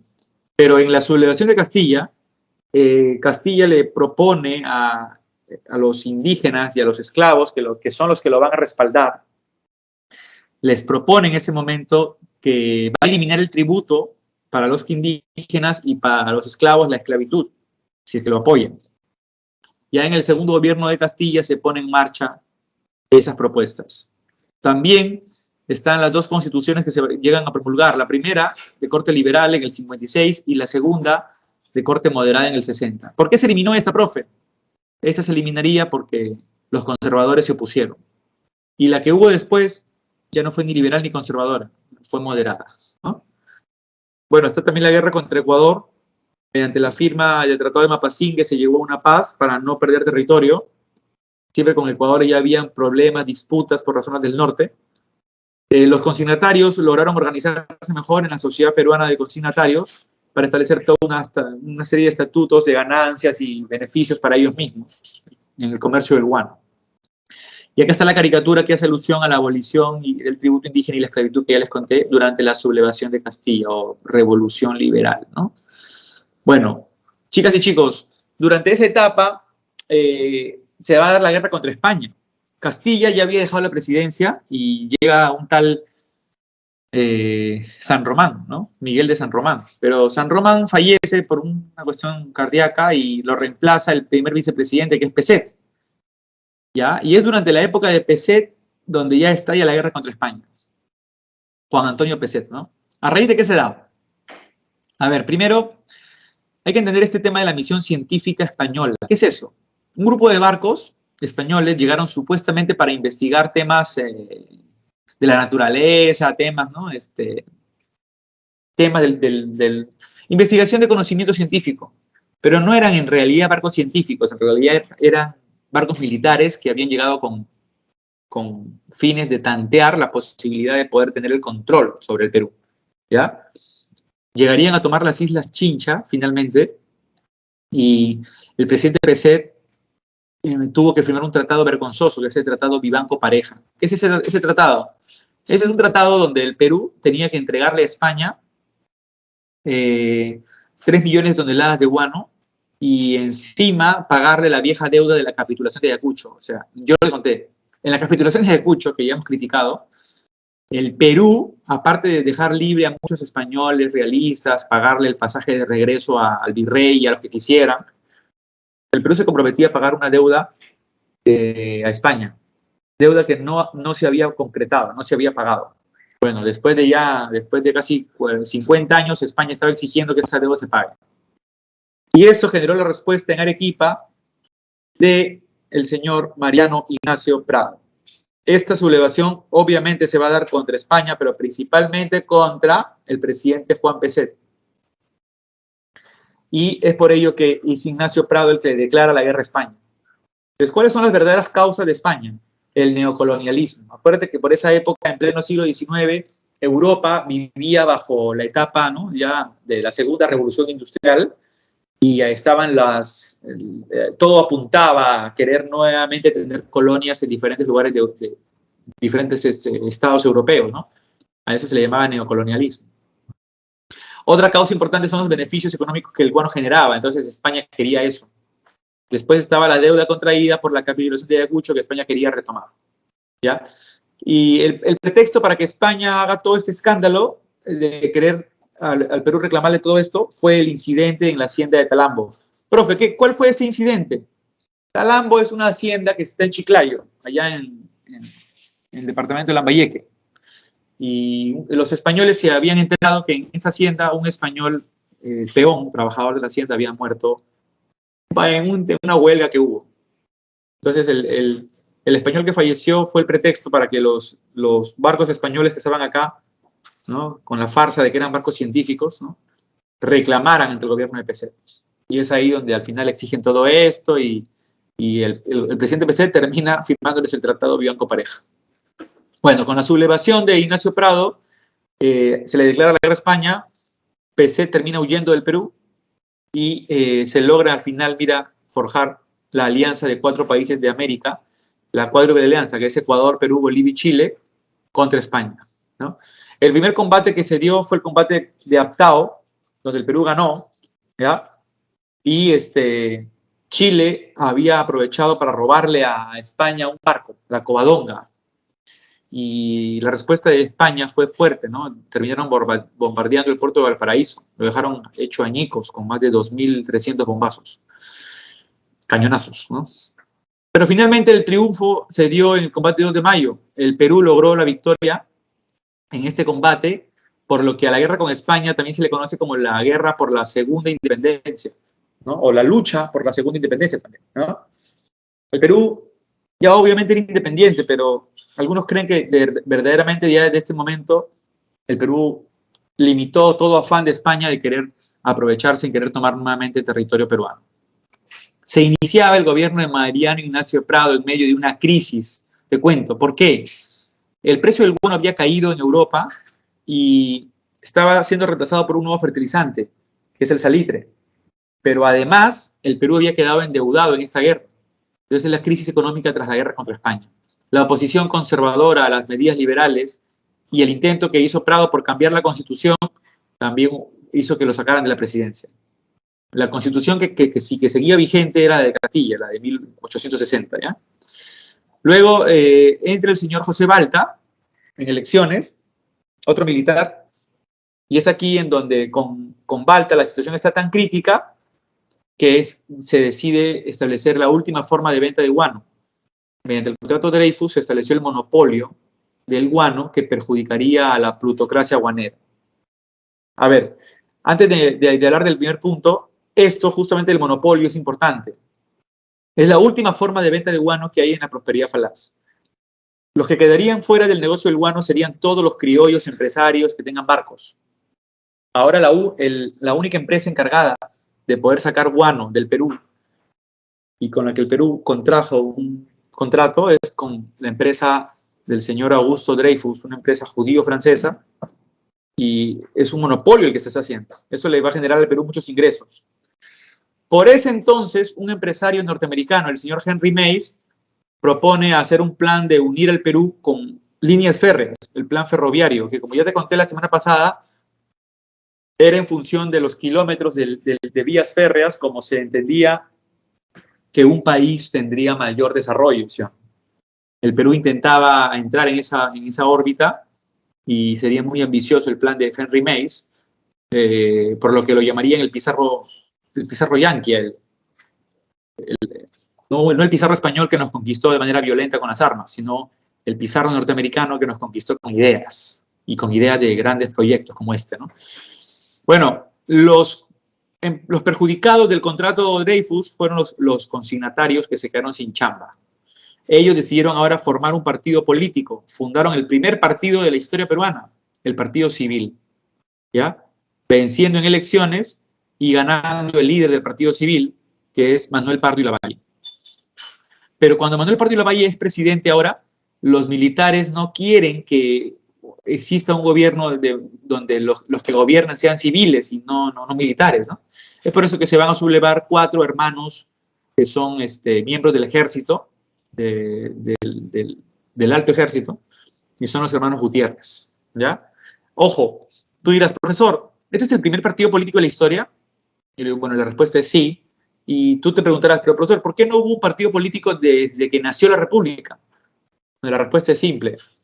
Los políticos que asumieron el manejo de la República en un principio ni siquiera sabían que se podía, en un sistema conocido como la República, se podía fundar un partido. Había mucho desconocimiento, ¿ya? Chicas y chicos, se inicia el primer civilismo. Es otro periodo que vamos a ver a continuación, que es básicamente el periodo gobernado por los que no son militares, es decir, por los que son civiles y obviamente porque pertenecen al partido civil, ¿ok? El primer partido político moderno del Perú. ¿A quién representaría este partido? Pues a los ex consignatarios que habían formado ya un poder económico grande. Son la oligarquía nacional. Hubo recesión económica ante la crisis mundial de 1873, acuérdense del gran pánico en Estados Unidos, y se dio la restricción del gasto público y de la compra de armamento. Sobre todo, Manuel Pardo y Lavalle, que es el presidente en este tiempo, es quien va a restringir mucho gasto en obras públicas y sobre todo es un presidente antimilitarista. Es más, termina despidiendo a 2/3 partes del ejército, ¿ya? Porque el Perú estaba en crisis. Se restringió el contrato Dreyfus, obviamente, para que los consignatarios vuelvan a su negocio del guano. El gobierno el primer civilismo empieza con Manuel Pardo y Lavalle, como ven aquí, 4 años de gobierno, termina nacionalizando las salitreras de Tarapacá. Tarapacá al sur es la única provincia que tiene salitre. Y yo te conté que el salitre es lo que se está vendiendo más ahora. ¿Para qué sirve el salitre? Es un fertilizante y a la vez también es un componente para crear pólvora, ¿ya? Y esto es fundamental para cualquier país. Entonces el Perú tiene que aprovechar este importante recurso para poder forjar su economía. Luego firmó el tratado secreto con Bolivia, el tratado secreto defensivo, que va a ser la causa de la guerra con Chile más adelante. Ya que, ¿por qué el Perú firmó ese tratado con Bolivia? Porque Bolivia también tenía salitre. Y si algún otro país vecino quería tomar cualquier salitrera, aquí ambos países se unían. El gran error es que Bolivia, en el último caso donde tenga que unirse con el Perú, quien va de ese tratado, quien va a salir más beneficiado es Bolivia, porque el Perú tiene, entre comillas, un mejor ejército que Bolivia. O sea, si Bolivia está en nada, el Perú está un poco mejor. Entonces, al final también el ejército del Perú estaba mal, ¿no? Acuérdate de la política antimilitarista que se empieza a desarrollar aquí. Pero esto obviamente va a ser terrible para la guerra con Chile que viene de aquí. El Reglamento General de Educación Pública se creó la Escuela de Ingenieros Civiles y de Minas, la UNI, la Escuela de Ingenieros también Agrarios, y está la reforma de la Universidad de San Marcos, ¿no? A nivel educativo hubo mucho impulso. Se organizó el primer censo de la República de 1873, ¿no? Habían 2,5 millones de peruanos. Y miren ustedes, el gobierno prácticamente no pudo ir para más. Acá tenemos a Ricardo Palma, quien fue uno de los grandes escritores afamados en esa época, y Las tradiciones peruanas, una de sus obras impresionantes, ¿no? Muy difundida durante la época de Manuel Pardo y Lavalle. El gobierno lo continuaría Mariano Ignacio Prado, que ya recordamos, él fue durante la guerra con España el que se sublevó, ¿no? Este es su segundo gobierno, pero la crisis económica continuaba. Hubo mucha oposición, al menos de parte de Pierola, ¿ya? Nicolás de Pierola había sido el ministro de Economía de Balta. No sé si te acuerdas de Balta. Acá está, mira. Acuérdate de Balta, cuando se firmó el contrato Dreyfus, el que promovió mucho ese contrato fue el ministro de Economía, o sea, el ministro de Hacienda, Nicolás de Pierola. Ahora que el contrato Dreyfus lo habían eliminado los civilistas, Pierola era uno de los grandes opositores contra los civilistas. Por eso era el opositor principal de Prado. Pero durante esta época se entorpecerían las relaciones con Chile, por lo que Prado mandó a José Antonio y Lavalle hasta Chile para persuadirlos a los chilenos de no iniciar una guerra contra Bolivia, ya que entre ambos habían iniciado la guerra. Y sin embargo, se da el inicio de la guerra contra Chile, ya que esta misión fracasó. Un dato interesante, el que había sido presidente, Manuel Pardo y Lavalle, durante el gobierno de Mariano Ignacio Prado, ahora era presidente del Senado, ¿sí? En esa época el Congreso se dividía en Cámara de Senadores y Diputados. Es decir presidente del Senado es como decir presidente del Congreso hoy, ¿ya? Y aquí está Manuel Pardo, miren, Manuel Pardo aquí, y lo terminan asesinando, miren ustedes, ¿sí? Lo terminan asesinando, lo asesina un militar ingresando a nada más y nada menos que al Senado, ¿no? Le dispara por la espalda, la bala cae en un riñón, y se desangró ahí como 1 hora y murió, ¿no? Algunos creen que fue una venganza por las políticas antimilitaristas que había creado Manuel Pardo, y otros creen por un proyecto que iba recién a salir en la época del gobierno de Mariano Ignacio Prado, ¿ya? Chicas y chicos, y se inició la guerra más terrible que hemos tenido en toda la República, por lo que va a generar la guerra contra Chile, que es la guerra del guano y el salitre, que es por esta razón que se da la guerra, principalmente, ¿ya? Miren ustedes, entre el año 1879 y 1883, un antecedente importante, el país está en bancarrota y reducido en su capacidad militar, ¿ah? Que te quede claro. La causa principal, el control de los yacimientos salitreros de Tarapacá para el Perú, propiamente, y Antofagasta para Chile, ¿no?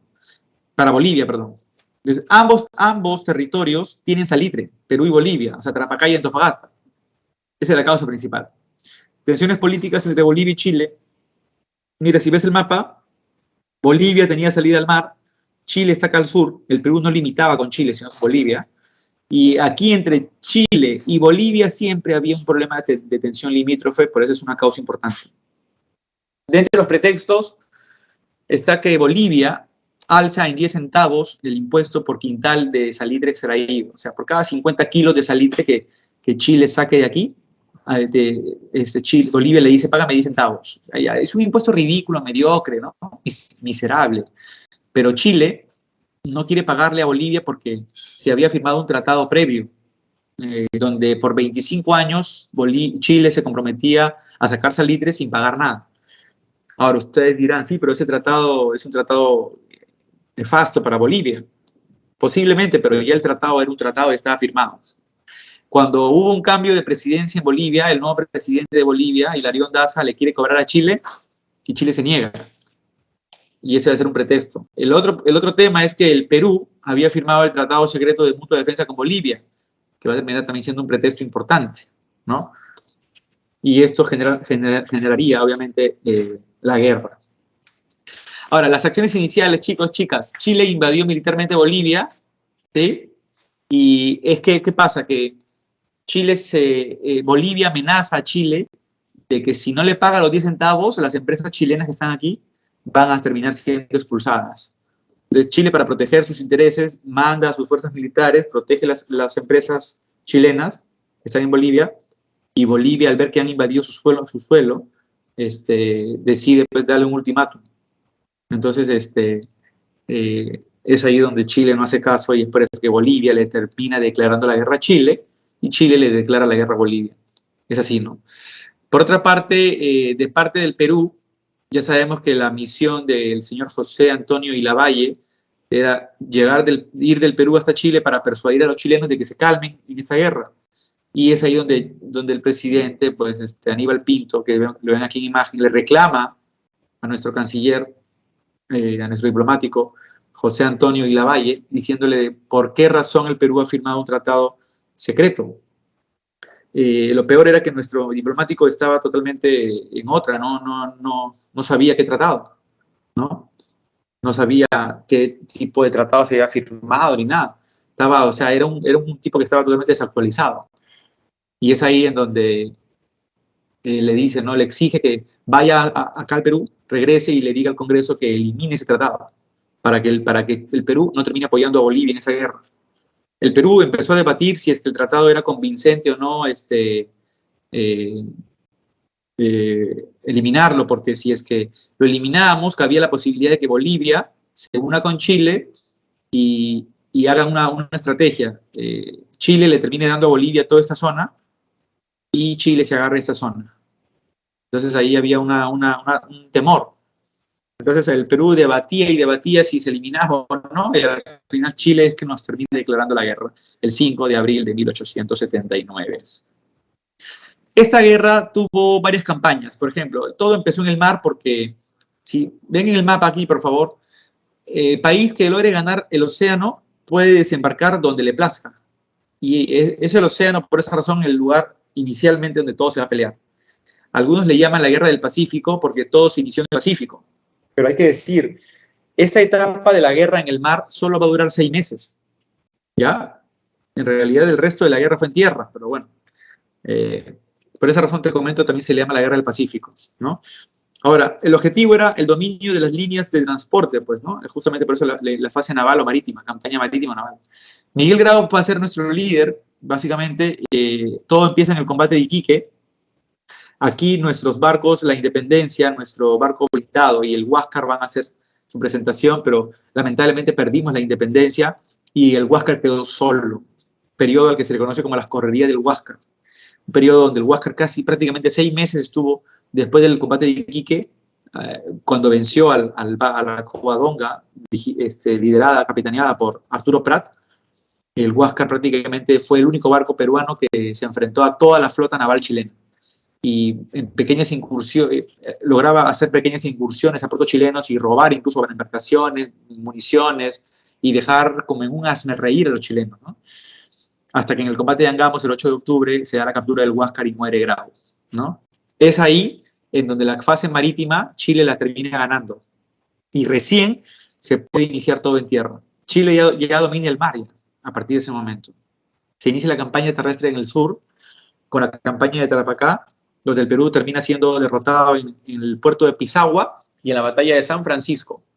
Sin embargo, logramos la victoria en la batalla de Tarapacá.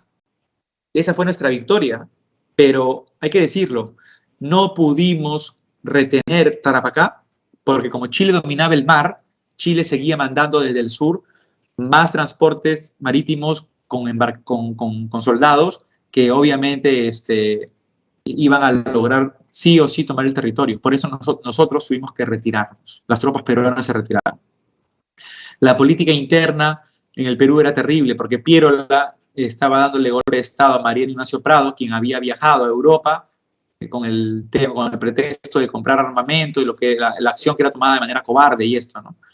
Había inestabilidad política en el Perú y después de ello viene la campaña de Tacna, donde tenemos sucesivas derrotas. En el Alto de la Alianza, por ejemplo, en Tacna, se da el retiro de Bolivia, ¿no? Por eso Alto de la Alianza. La Alianza Perú y Bolivia llega a su fin. Y el Perú queda prácticamente solo contra Chile. Ya Bolivia perdió su mar, prácticamente, ¿ya? Y luego la batalla de Arica, donde ya saben, ahí está el sacrificio de Francisco Bolognesi, Alfonso Ugarte y 2.000 peruanos, en verdad, que entregaron su vida defendiendo el Morro, ¿no? La consecuencia final es que Chile controla todo el sur salitrero, tanto de Bolivia como de Perú.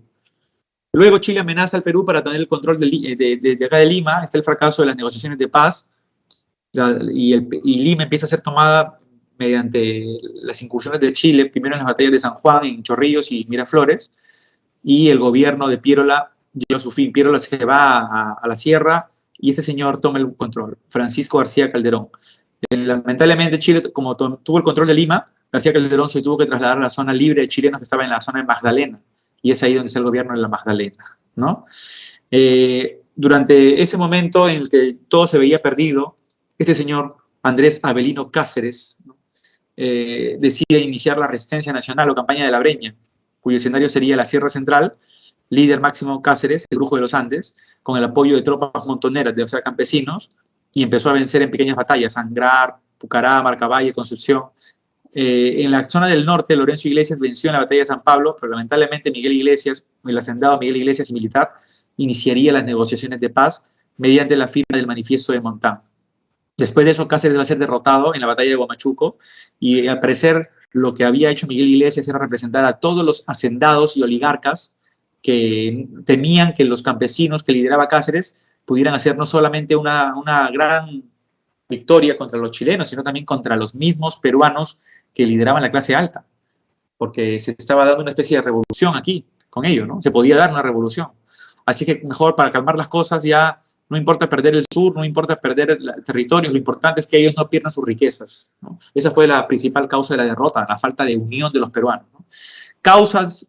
Consecuencias, el Tratado de Ancón. Se cedió de manera perpetua Tarapacá a Chile, y la retención por 10 años de Tacna y Arica. Al cabo de estos 10 años se llevaría a cabo una votación de la población tacneña y ariqueña para decidir a dónde pertenecer, ¿no? Si querían pertenecer a Chile o querían retornar al Perú. Vamos a verlo eso de aquí. Pero luego está la entrega de 1 millón de toneladas de guano también a Chile.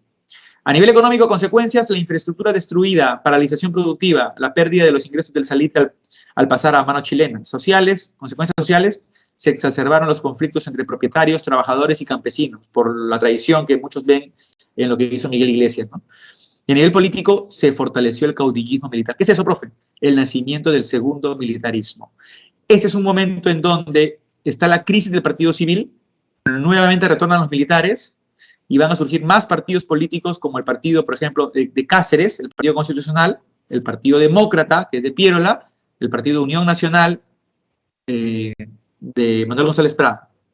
Y miren ustedes, también está la crisis que se agravó obviamente por la guerra y múltiples sublevaciones populares. ¿Quién va a ser el primer presidente aquí?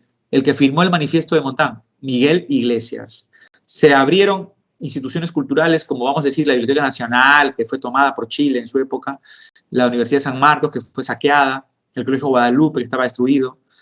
Y se quiso restituir, miren ustedes, la contribución personal, que es el tributo indígena, que ahora ya había sido eliminado desde la época de la Revolución Liberal de Castilla, contra Echenique, pero se restituyó con otro nombre, contribución personal, lo que generó la rebelión en Ancash, prácticamente en la capital de Ancash, Huaraz, por Pedro Pablo Tusparia, ¿ya? Sin embargo, a Iglesias le terminarían dando golpe de Estado, y nada más y nada menos que Cáceres, y quien va a iniciar su primer gobierno. Cáceres como venganza, ¿no? Cáceres llega a la presidencia gracias a la alianza del partido de él, que es el Partido Constitucional y el Partido Civil. Se desapareció el billete fiscal y se creó el sol de plata para intentar acomodar la economía, ya que la moneda no valía nada, ¿ya?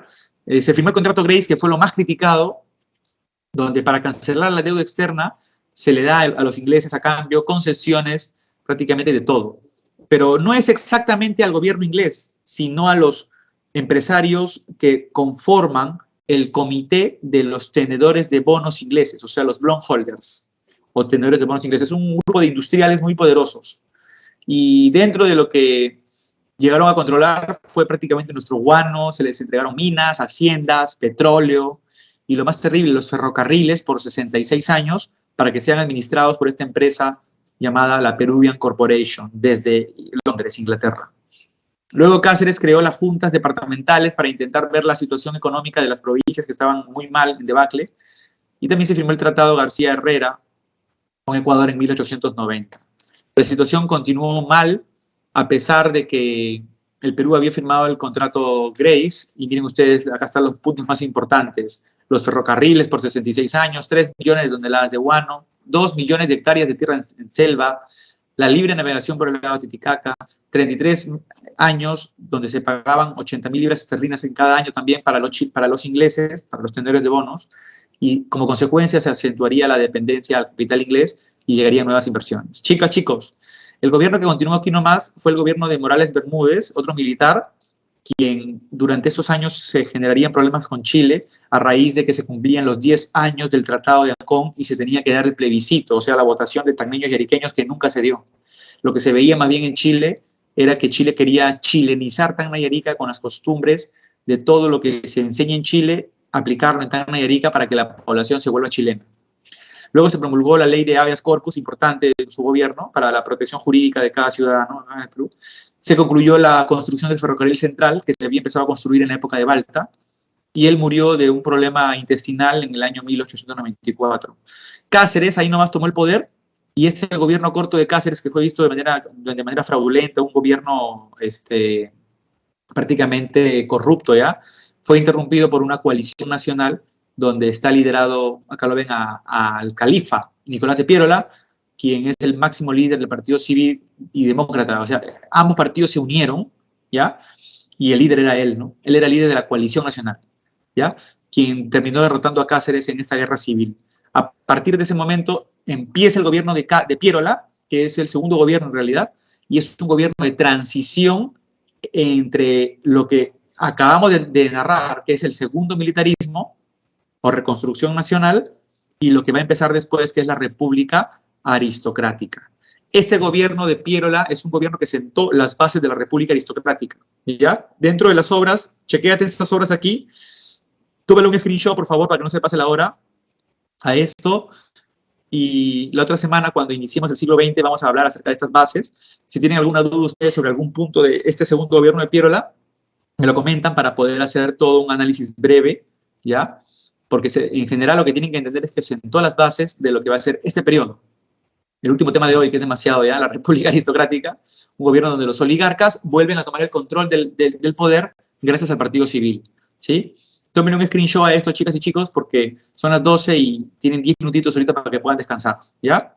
Esos gobiernos son importantes, así es que son parte de la política consecutiva de la república aristocrática. Un gobierno solo a favor de la clase alta en desmedro de las grandes mayorías. El partido civil fue quien tomó el control total aquí nuevamente, ¿sí? Y acá vemos a representantes de la república aristocrática, ¿sí? Muy bien. Tómenle un screenshot también a esto. Y por último, aquí les dejo esta línea de tiempo, ¿ya? De manera muy resumida con los títulos de hoy. Pero este último punto, la república aristocrática y de sus bases, hacemos un análisis la semana entrante, cuando nos toque HP, o aquí en 2 semanitas, ¿sí? Y poder tener la base clara de este punto. Chicas, chicos, les dejo sus claves a continuación también aquí en el chat, ¿ya? Solo que este es un análisis demasiado extenso, de verdad. Es un periodo donde hay demasiado contenido, ¿ya? Igual pueden entrar al multichat, no se olviden, por favor. Es importante que ingresen para que zanjen todas sus dudas.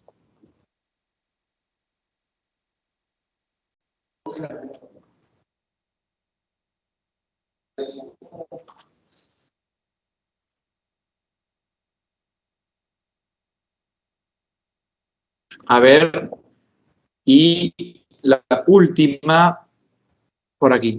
Chicas, chicos, les mando un abrazo grande y con esa línea de tiempo intenten colocar los puntos más significativos de lo que hoy hemos visto en nuestro análisis del siglo XIX. ¿Ya? Pero no se olviden, la República Aristocrática queda pendiente como análisis para la semana última. ¿Ya? Un abrazo grande. Muchas gracias, Diego. Un abrazo. Jefferson, cuídate mucho. Un abrazo para todos y para todas. Hasta la próxima, chicas y chicos.